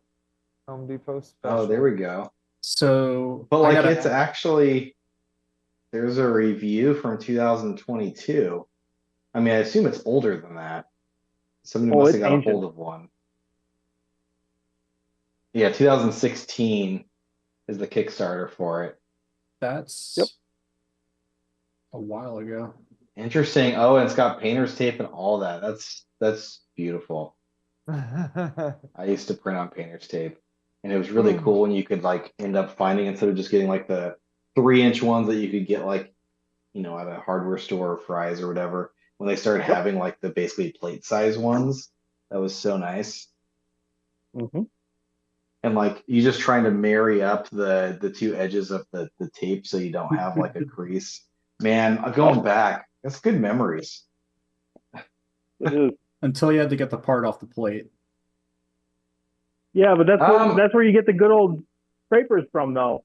Yeah, you scrape Yeah. it, and I mean, worst case is you just take off. I mean, that you get some tape off with your part. I don't remember having too many issues there. It was Yeah. more getting it to stay on. I also didn't have a heated bed, so that The did it too. Ender 3 Pro I started with had that like magnetic build tack stuff to it. And getting the part off the plate was impossible. Oh yeah, you Yeah. got the putty knives. Nice. So you need these two. So this is like the good yellow spatula. Everyone knows what the good yellow spatula is, right? So this spatula, the last time I visited Joel, this is the spatulas that would come with the G Create. So I think his was from like a long time ago. It just sat in a box, no one ever used it. But this thing is pretty legendary. So whoever can find these, let me know. I want them. They're great. Nice. Cool. That's awesome. Well, so no one got that one. Luke, do you have another trivia question? I got all sorts of trivia questions. If you can come up with one and you think it's like semi-obscure, we'll do make it that for the sound- Chube Don't make it too hard. Tube-worthy question. Yeah. So if somebody gets this one instantly, I guess I'll chuck in a spool of something or some component or something like that, a Gamma Master nozzle or something like that. So like if it's not tricky enough, I'll cover it. I'll cover it. Again, Sir Gnome is banned from all answers. Virgo. So what was the original platform intent of the Stablebot? What did I originally design it around? And for? Round and 4. I've mentioned this in conversations. I don't know if I've said it today, but like why? Like what was the coolest, most unique, important thing about the Stablebot, and why is it built and sized the way it's built and sized?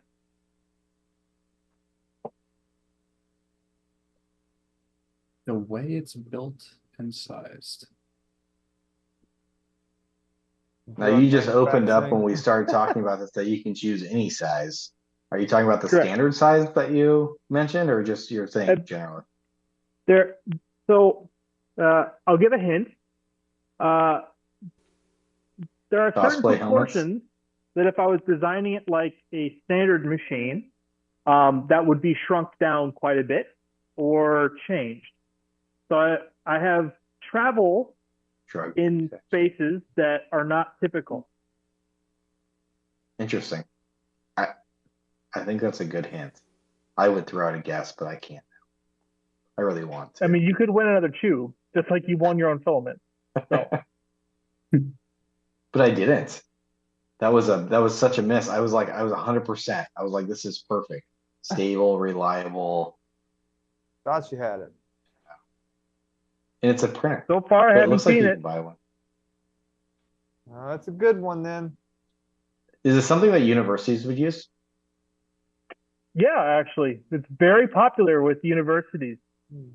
They buy they will buy and or build other printers that I am a moderator and contributor of a different platform that does this. See, additive atom, that's what I would have guessed.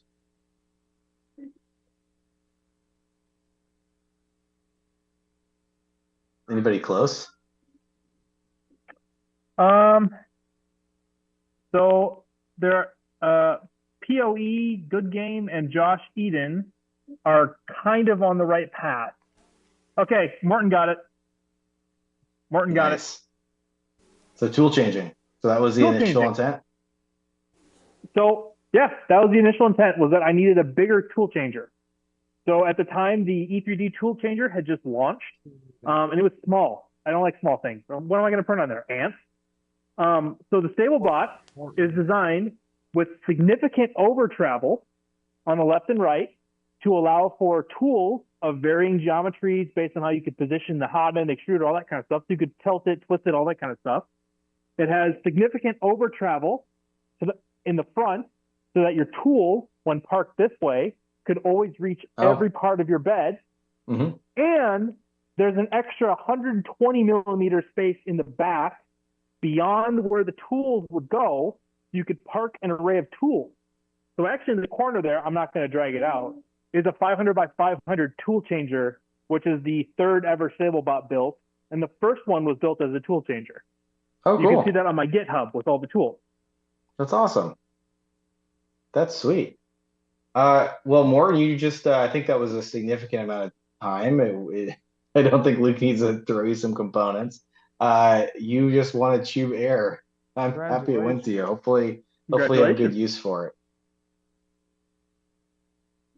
No, that's awesome. Gosh, you have some good trivia. Man, we should have just made this like trivia hour with Luke. Yeah, he's got some good trivia. Yeah. Do any of you guys have some other questions for Luke?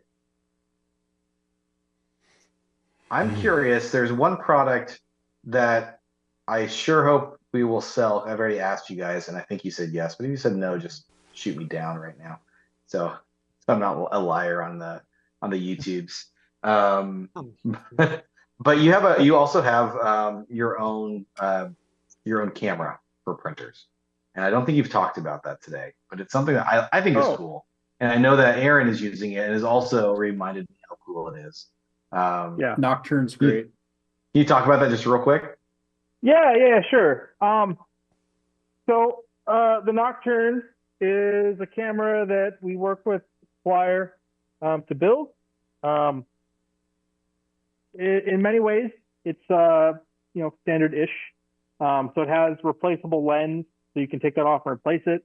It has IR LEDs, and it also has an IR filter, so like a physical filter that will flick on and off. So if you hear your camera clicking from us, it's because it's literally switching a physical filter to get the best view for you. They use like a light sensor or something? Yeah. There's a light sensor right there, then it changes it over. What makes them special or different is, one, we ship them default with a wide angle lens for just being able to view your print area. You can see Aaron shares a whole ton of pictures. We have some pictures on our website, and a lot of people are sharing photos of their build volumes, and it's clearly our camera. So thank you guys. But in general, they're durable. 70C chamber is where we have observed them to live forever so far. They plug in with USB. They work perfectly with Crow's Nest. You basically just install it, tell you have a camera, and away you go. And they've been generally reliable. So we're branding them as the Nocturne cameras. We just ordered like 100 of them or something like that. So we can never keep them in stock. Y'all keep buying us out. Yeah, that's really our camera. You'll probably find these at West 3D as well. Yes. But yes. We need to figure out how to get all of them over here, because again, y'all are very hungry for these things. So yeah, that's the camera. How much do the cameras cost? I think we have them on our site for $32. Oh, so it's like really reasonable. But that's without cable. So we have two cable lengths. We have a 1 meter and 2 meter. So we separated it out because Shopify loves to play game with inventory. We kept overselling them because if you have a 1 meter and 2 meter variant, they don't share the camera. Yeah. So the cables are like $4 and $5 each. Okay, it's still really reasonable. We're trying to provide a reasonable product for a reasonable price. We're probably going to brand it under our two-step process brand. So this will just be one of the many things that we're going to be adding under the two-step process, which is, of course, get good. We will also be introducing some triple strength adhesive for plain steel sheet beds, also under the same label name of the two-step process glue. Yep. Also, Because that printing on cable, plain sheet feels great. that cable, Aaron just mentioned it in chat, but that cable for the camera, it fits inside of a 2020 extrusion. Yep. Nice. Okay, so well, go ahead. Yes. Yeah. On my it does. Trident, I have it up in the top corner, and I Yeah. have the cable shoved in 2020 going down the vertical, then back to where the wires go in near the back left of the machine. And it's just electrical tape over the 2020 channel. And Yeah. it's worked for Well, you 400 could hours. print little extrusion covers Yeah. or whatever you want to. Yeah, I'm I use a lazy. little printed extrusion. Yeah, the cover electrical on it. tape, man. Get with it. It works. Ah, that's Yeah. true. So we've been talking for like 2 hours, and this Get Good brand, we haven't touched on, so I didn't even know about that. What is that? You're launching a new brand? Yeah. So it's really part of. It's really recognizing that there's a lot of cool stuff that we've made over the years that aren't necessarily a Luke's Laboratory product, where it's super unique or super like hyper developed, I'll say, where it's a product that is simply, it is great, it works effectively, there are many like it, but this one's ours. That's a really boring way of saying a product. The goal should be, I know I can buy this anywhere, but Luke's Laboratory has stuff that's plenty good. Yeah. So and it's like it's a seal adhesive. of approval that you trust this product. This product Yeah. is better than what you would reasonably expect just going on Amazon and buying something. Yeah. That's good. That's the goal. It's commodities that everyone probably has their own version of in complete transparency. Like everyone has bed adhesive. Everyone has, I'm sure plenty of people will have cameras. Build plates are another great example. Like might offer some in different shaped build plates, or customizable build plates are on our roadmap. Where you'll be able to send in DXF and we'll make them to size and coat them. All those kind That's of awesome. things. So that's fantastic. Also kind of on the docket. But the real goal with it is to provide those kind of products that there might be a bunch of variants. These are our variants of it. We think they're great, and we think they're compelling products, and they're just part of the two-step process. Maybe I'll source some of these. Yeah, and sounds like a good product. Like it'll be a catch-all for those kind of products, and we'll have some fun and say it's part of the two-step process. That's awesome. That's when cool. When do you expect to have some of those cameras in stock? Somebody asked. November. We have them up for pre-order right now, so you can shove. I think we have like $1 or $2 discount for the pre-order, and when they're in stock, we bump the price back up. But they should be available to order right now on our store if you want to reserve your spot. The last time we ordered 50, and I think they all but like 5 were sold right away before they even showed up. So. And now more people know about them, so. Yeah, they're get on it. We can't keep them. And West 3D wants to buy some, so better get on it real quick. Alan, do you want to drop a link in the chat for that? The camera? I can get it. Otherwise, Adrena can. I know she's lurking. Do you have any idea of how many Chubes are in circulation at this point? I mean, it's a new product. Relatively new. Production variant, we're in the several hundred, I believe now. Awesome. Yeah.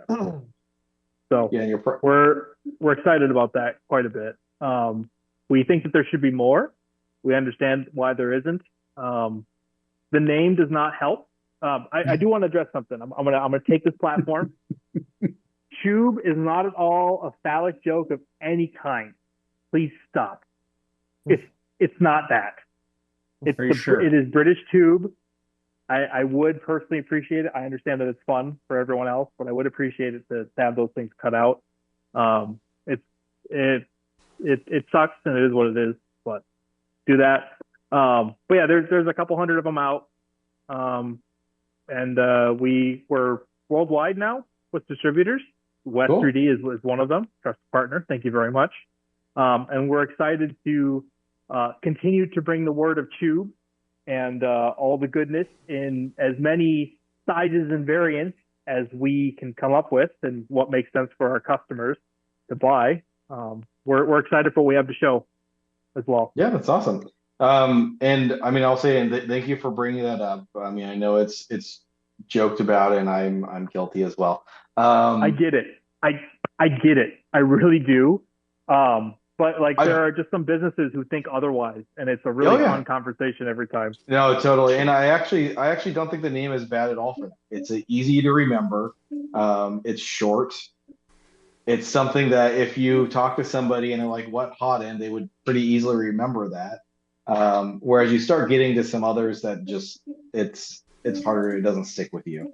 Yeah, I actually think it's a good name. Yep. But that's awesome. No, and I think, one of those things with a new product like this, and you're entering a mature market. I mean, there's quite a few hot end suppliers. There's quite a few hot end variants, and they're really coming out every month. There's some new variant every 5 days. of something, right? There's got to be like 5 or 6 different Rapido variants that have changed some little thing, or they've tweaked some design component. The Dragon has now like different clones of that even. High flow. Yeah. The Revo Blizzard. is like 20,000. Yep. Yeah, and I mean there's just a lot there, right? Slice has come out with some new ones recently. Big Tree 10. I mean, it's all over the place. So I mean, I think that's one of those things where as you start getting more and more of those out in circulation, there's momentum behind it where people are like, they're on Facebook and they're like, check out this hot end, and like, I know I've gone to my store. Oh, really? Cool. That's fantastic. We have a print farm that's next to us that I think is evaluating potentially using the Chube as well on their Vorons at least. I'll come out and install it for them. Oh, dude, I'll let them know. So yeah, no, I mean, I think you've got a great product there, and I do hope the best for that. I'm sure it will grow. That's cool. So someone's asking, they haven't seen any YouTube videos or reviews on the Chube. Are there, or it just hasn't gone? You haven't gone the social media blitz? That is actually a really fun question. Okay, so I think the one YouTube review that I know of so far, and part of it is maybe my blindness. I don't spend a lot of time looking at YouTube reviews, so maybe there is one and I don't know about it. So one of the fun issues with it is that to understand the importance of it, you really need to use it, if that makes sense. It's one of those things that might not be apparent right away, because there's a lot of cool features that we can talk about, right? It's the length of the melt zone, its size, its unique design are really catchy things, but there might not be, compared to hey, this is a ceramic heater, it's 120 watts, it can do this, it can do that, and it heats up in 2 seconds and all this kind of stuff, where it might be a little more tangible to the consumer market. The Chube really shines through in the long game or the productivity game overall. Okay. So for a YouTuber to be like, hey, I installed this Revo, and look, the Revo now can unscrew it with your hands and all that kind of stuff. And we haven't done that. Like, use a standard nozzle wrench. We're not playing those games, where it doesn't have that right away. Where we really think it'll pay off is for long-term use. We think that this is the last hot end you'll need to buy for your platform. And that's kind of boring, honestly. So, I mean, it sounds like you might get those 1 year in Chube update kind of reviews, right? Like, hey, I've been writing this on my print farm. Yeah. Here's my experience, kind of thing. So that's been pretty much my experience with Chube. Before getting Chube in like the March-ish timeframe when the production started shipping, I'd broken 7 hot ends on one machine in 3 months. So like from January 1st to receiving Chube, I killed Rapido, Mosquito. Honestly, you name the hot end, I've probably run it. I've probably killed it. I've not killed a Chube yet. Full stop. Other things break now, which I mean, when you're printing as much as I do, of course, that's stuff breaks. It's no longer the hot end. I think the only like issue, I guess I like, and this has been addressed with Chube is like in the initial production batch, the chalice was not tightened. Like it was the it's now 3 nanometer, no, 3 Newton meter. So that issue's gone. But seriously, the hot end is bulletproof. I can't kill it, which is great. Yeah. So the issue with that, and by issue I mean the problem from a reviewer basis, is when reviewers are taking a week, 2 weeks to be like, hey, so I tried the thing, it didn't jam my filaments, yay, or it printed PLA just fine. Those aren't really the things that maybe are exciting to consumers. Where we've really focused on that productivity portion of it. Like if there was a print farmer who was doing large 3D prints, like Ivan, if he didn't already have something, like that's what maybe where a YouTube review would come in. Joel, for instance, I think the Chube conduction with the LGX and this tool plate system, where did it go? Over here. This is what this is designed for. Like this is where Chube really shows off its strength and resiliency. So he already had a blob of death, and he was able to clean it up and put it back in and get it running again, right? And without that event, there might not necessarily be anything noteworthy about it, other than it does work and it generally doesn't clog and it's very thermally efficient, right? So until you run into a situation where you would have broken another hot end, it might be hard to recognize its value. Yeah. If that makes sense. Yeah, I almost see like you would need like a CNC kitchen type like video that really breaks down like other hot ends in the markets, but actually does like a tear down and like does some thermo, has FLIR cameras like, up against it. And I mean that to really like see the benefit. Yeah, and I think most YouTube reviewers are not going to that level. I'd love to see Mirage C, the guy that made the Hevwort, Yeah. bring back his Hot End Olympics series. So he made that'd be part fantastic. one. He made a part one, and it just, I don't know, fizzled out. I haven't seen an upload from him in over a year, but I'd love to see something like that again. Yeah. That's interesting. Yeah. Who's one of our customers too. We should reach out and see if you can do that. Be cool. That's awesome. And I do want to be cognizant of people's time because I know that we tend to go forever, and I'm doing better at watching the clock. Does any of our staff, or actually, Luke, if you have more trivia, man, your trivia has been fantastic. We'll do one more. And let me think of what we should give away. If we should stick with filament. Hey. I did have a good one, but it's lost on me right now. Hold on, I'm gonna stay around for a little bit. My team might have one too. I gotta do a better job of thinking about this stuff beforehand. I think of what else like new and cool that I just stocked because we just added a bunch of new products. The filament's been the biggest thing. I have one for why Jupiter is named what it is. I mean, we can stick with the name theme of today. So why is Jupiter named Jupiter?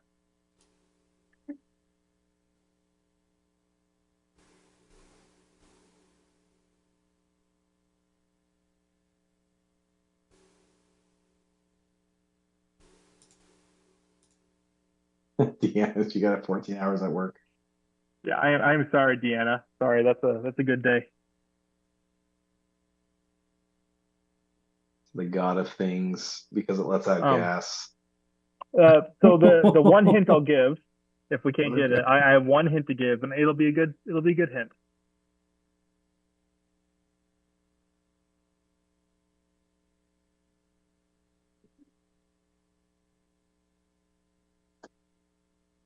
I'll get another 10 seconds for the hint. Did we determine what the prize for this one is? A puppy. A puppy. Let's see. Yeah, your I shop mean, the needs a default, dog. if we don't come up with something else, will be 2 rolls of filament.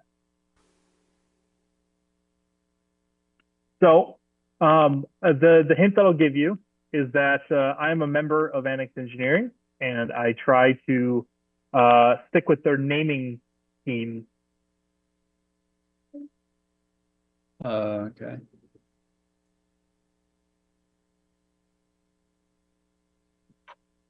Hmm.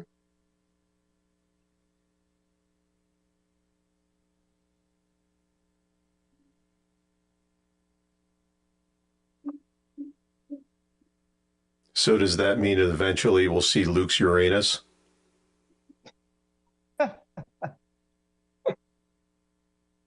One day, if you're lucky. If you're lucky.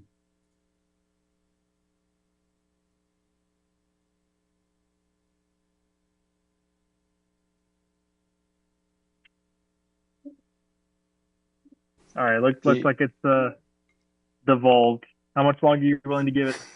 Do you have another hint? You actually have like real trivia questions, like the stuff that you would say at a bar and you need You like 4 told or me to 5 think people. of them. No, it's fantastic. Fantastic. Usually we get like stuff that's pretty easy to guess.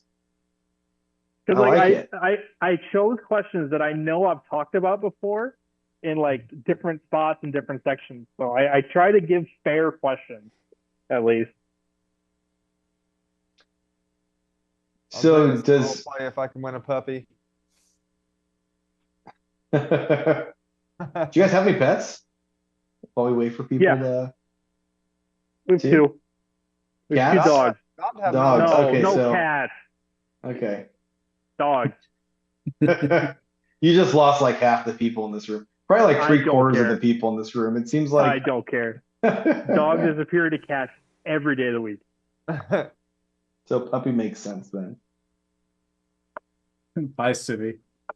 Bye, Stevie. Civvy, you've got a puppy though, so you can't like you can't totally tote the cat only line. See ya. I'm out of here.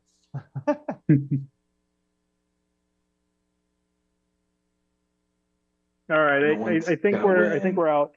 So Annex Engineering, the answer is Annex Engineering named all of their boards after stellar phenomena, just like they named their printers after mountains. So you reach the top of the mountain, and beyond the mountain there are the stars, right? Mhm. Constellation So- series, right? All the constellation series. So they have the supernova. They have, I forget, I think they named it Nebula. There's one that's meant for the toolhead. So this is a tool board, which Annex doesn't have any contemporary peers for. So it's Jupiter because it's local to the toolhead, and it's part of the toolhead. So it's still out there in the stars, just closer to Earth. That's why Oh, the next cool. one will be called Saturn. And then the moon will be the USB hub. So our moon is going to be called Io as a moon of Jupiter. Oh, that's awesome. Okay. That's awesome. Sweet. My son used to have a big space kick, and like, yeah, the names of all the moons and stuff like that was on one of his space books, and I don't think he remembers any of it now, but sure remember reading it a lot of times. We need to get one that somebody's gonna get. Do you have an easy one? I've got one. Okay, go for it. We'll end with air. Is it Luke's lab related or is it just general? It's Luke's lab related. Oh, cool, awesome. Oh boy. Keeping themed. Okay, so before we knew Chube as Chube, Oh, what that's a was good it one. called previously? Oh, okay. Good. There you go. There you go, Mercy. Yeah, that's the first one on Mersey my list. wins. Yeah. Mercy. And so I guess before we end, I did have that as a question I'd written down before. So water heater made an appearance. I want to say at Murph. last year. Mm-hmm. Yep. And you had I mean, it was a whole display and like, I mean, Yep. it was all that. Um, what was the thinking and what was going on during that time in the sort of tube development where it was referred to as water heater and that was you actually had it looking like a water heater? Like, I mean, It's fun. what was going on? It's fun. It looked like a water heater. It's a tank. It was a tank of water. It looked like that's literally it. Like, Okay. don't overthink it. I for one love Easter eggs. Like, Easter eggs are one of my favorite things to do. If I ever have the ability to write software or like have software written that'll be Luke's laboratory tuning software or whatever, I am going to have 1,000 Easter eggs in it. Like, I love that stuff. On Jupiter, we have our puppy, Cora, on the back side saying, "I'm the avatar, deal with it." Like um Awesome. I think there'll be some other Easter eggs on the board as well that you might not necessarily see later, but like stuff like that really is fun for me. So with the opportunity to name something water heater and then have a spinning GIF of of a water heater just as the sail logo and everything like that, then make a poster about it, like that's just so much fun.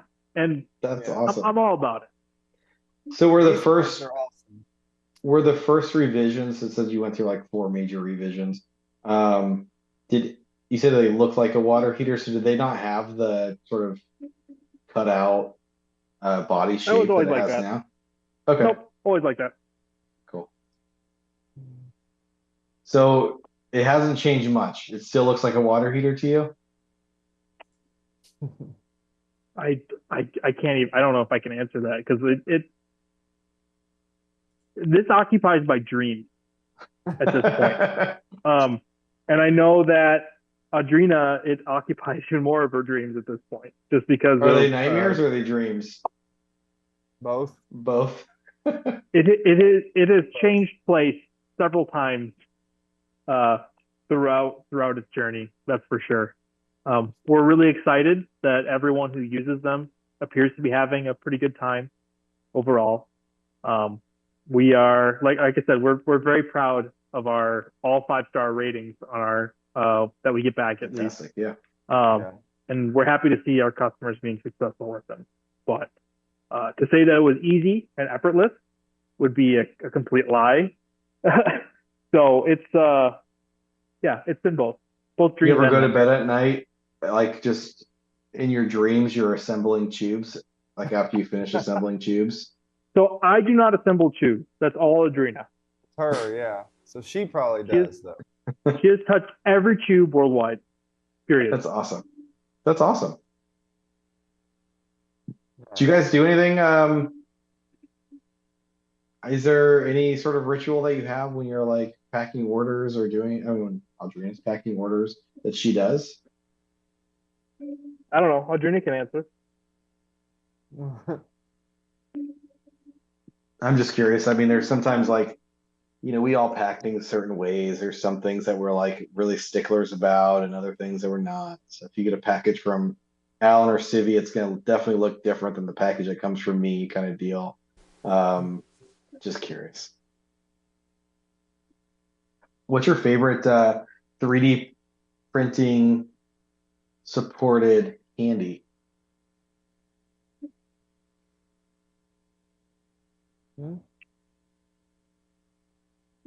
I do love the caramel apple suckers. I'm not gonna lie.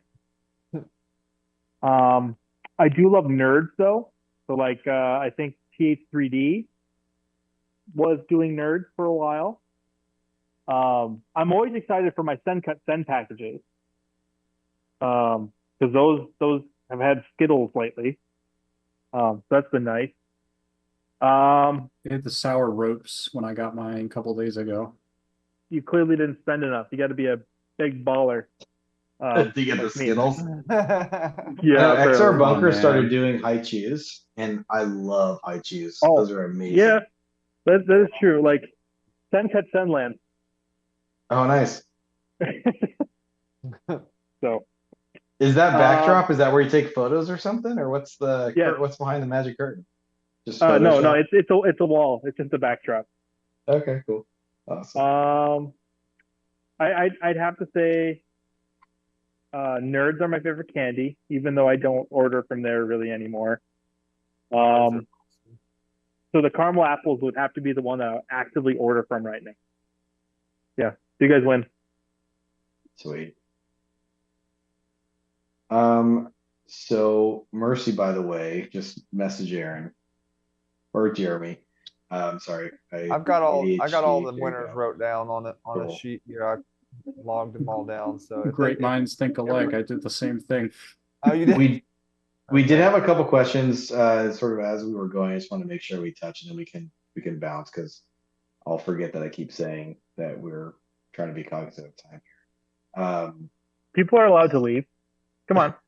Somebody asked if there's been any broken tubes. Yeah, so I answered that one in the text chat. Oh, okay. Um, the only one that I'm aware of is from Oh, a you did. double tube, Okay, where they so tube on literally, top of a tube.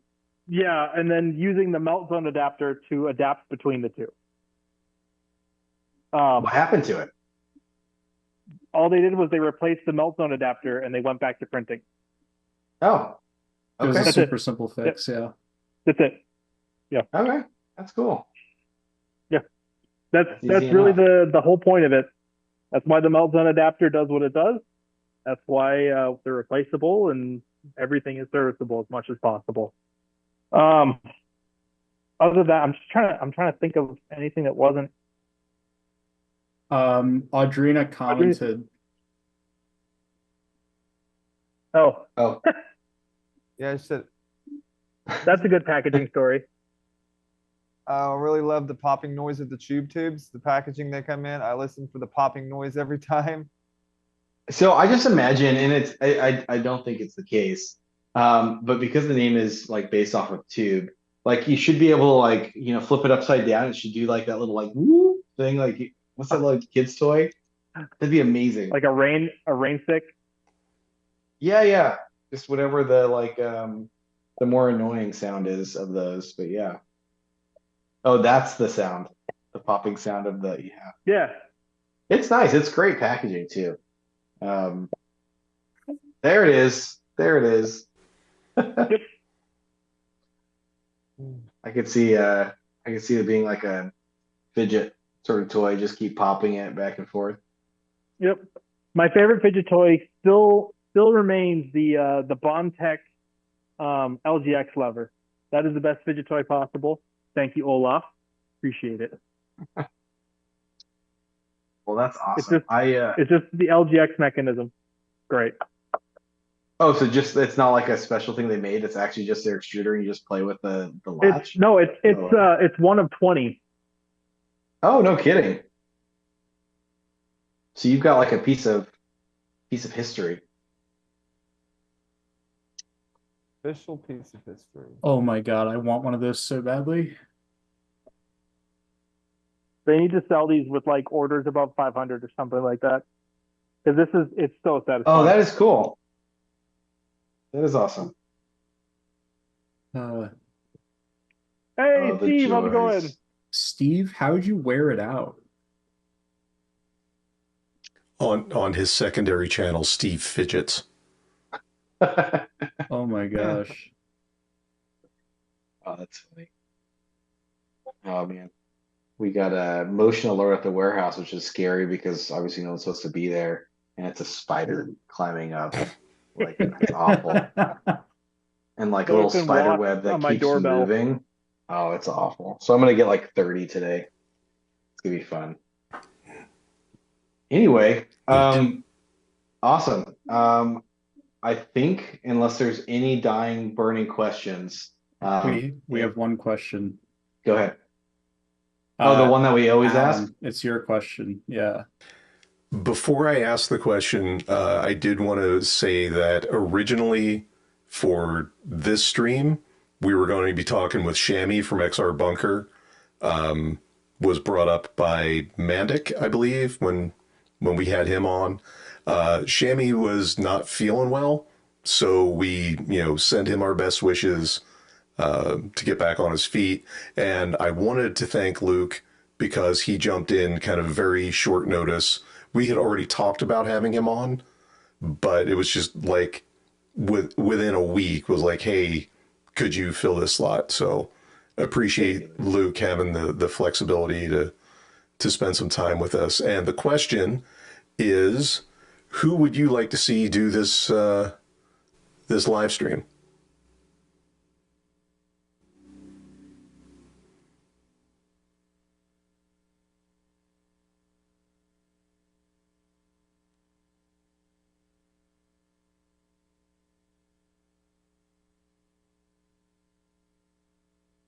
Uh, I want to see Sonia Vasquez, the creator of the Jubilee.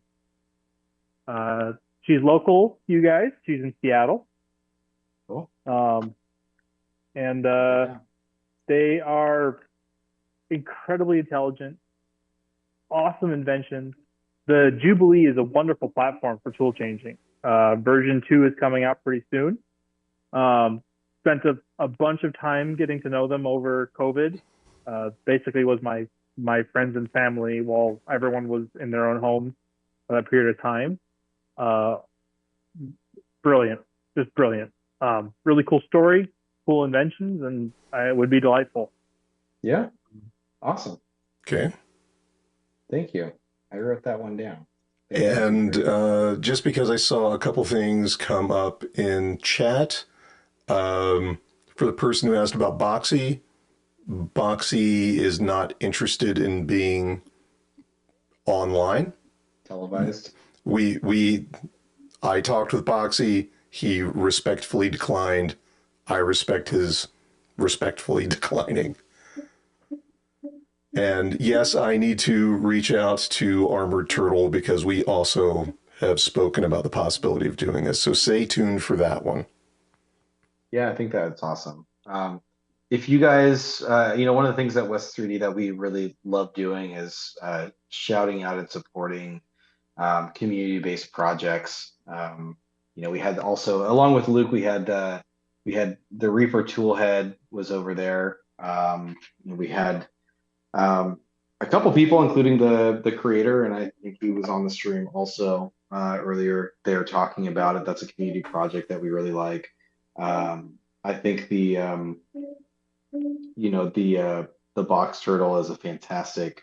We talked about AMS. It is one of the options, and I really enjoy the community that's around it and behind it. So I think that would be a fantastic one too. If you guys have not checked out that project, I do recommend doing a quick search. They've got a Discord presence, and I'm sure you can find information online. It was definitely represented at 3D Printopia. It was like, I think, Fabrico, KB3D, ourselves, Double Dragon was upstairs. It was in like 4 or 5 different places at the event. It is a cool tool changer that is all open, which is fantastic, and being very actively involved. So check it out. Well, it's a filament changer. Filament changer. I'm sorry. Yeah, it's getting late, guys. Yeah. It's okay. Yes. We knew. And sorry, I just have to say, so Petty Ruxpin says someone from the Boron team, and that's always a good choice. My mom made a living selling Teddy Ruxpin tapes, interestingly enough. So I just had to shout out because of the name. It's a childhood toy. I don't know if they make it. I don't think they make it, but it was creepy and really cool all at the same time. If you're a child of like the 80s, maybe early 90s. Anyway, with that, we digress. We were talking about how much time we spent on this, and Luke, I just want to thank you again. Of course. Somewhat last minute, you came in and saved us. You are an awesome individual. Someone I really enjoy seeing at shows, hanging out with when we can. Thank you so much for taking the time. If anybody has questions that you just we missed, or you want to have answered, send them to me, preferably on Discord, and I'll make sure that Luke gets them, and we'll figure it out. Yeah. Or just find me on Discord or yap at me in the West 3D channel, which is my unofficial home in Voron, I guess, at this point. What did you rename it? We renamed it. Well, I didn't. I was surprised to find it renamed, but it was cool. For like a day, April Fool's or something, right? What was it? It was Lakes Lubratory of the West. I love it. Lakes Lubratory. That's awesome. That's awesome. Again, Luke, thank you. And thank you. You know, we'll be connecting here soon. Do you have any other events that you're planning to go to in the next few months? So if something really cool happens, like Smurf is like a dream to go over there, finally bring Audrina overseas and meet a goal. But otherwise, no. Where the next spot that we're gonna probably lead to is gonna be Remurf or Rapid TCT, whichever one comes first. I'm not sure what the dates are, but yeah, it'll be pretty quiet unless something really cool happens and someone sponsors us to not you. It's not meant for you. It's meant for some random arbitrary third party. Sure. Yeah. Someone brings us to Smurf. That'd be great. But no, it'll be those two. So awesome, cool. Well, if you don't come out over our side and I totally don't expect you to, we will then see you next year. Indeed. Awesome, man. And yeah, we'll be talking. All right, thanks, guys. Cool. Thanks for joining. We'll see you guys later. Thank you. Bye-bye. Bye.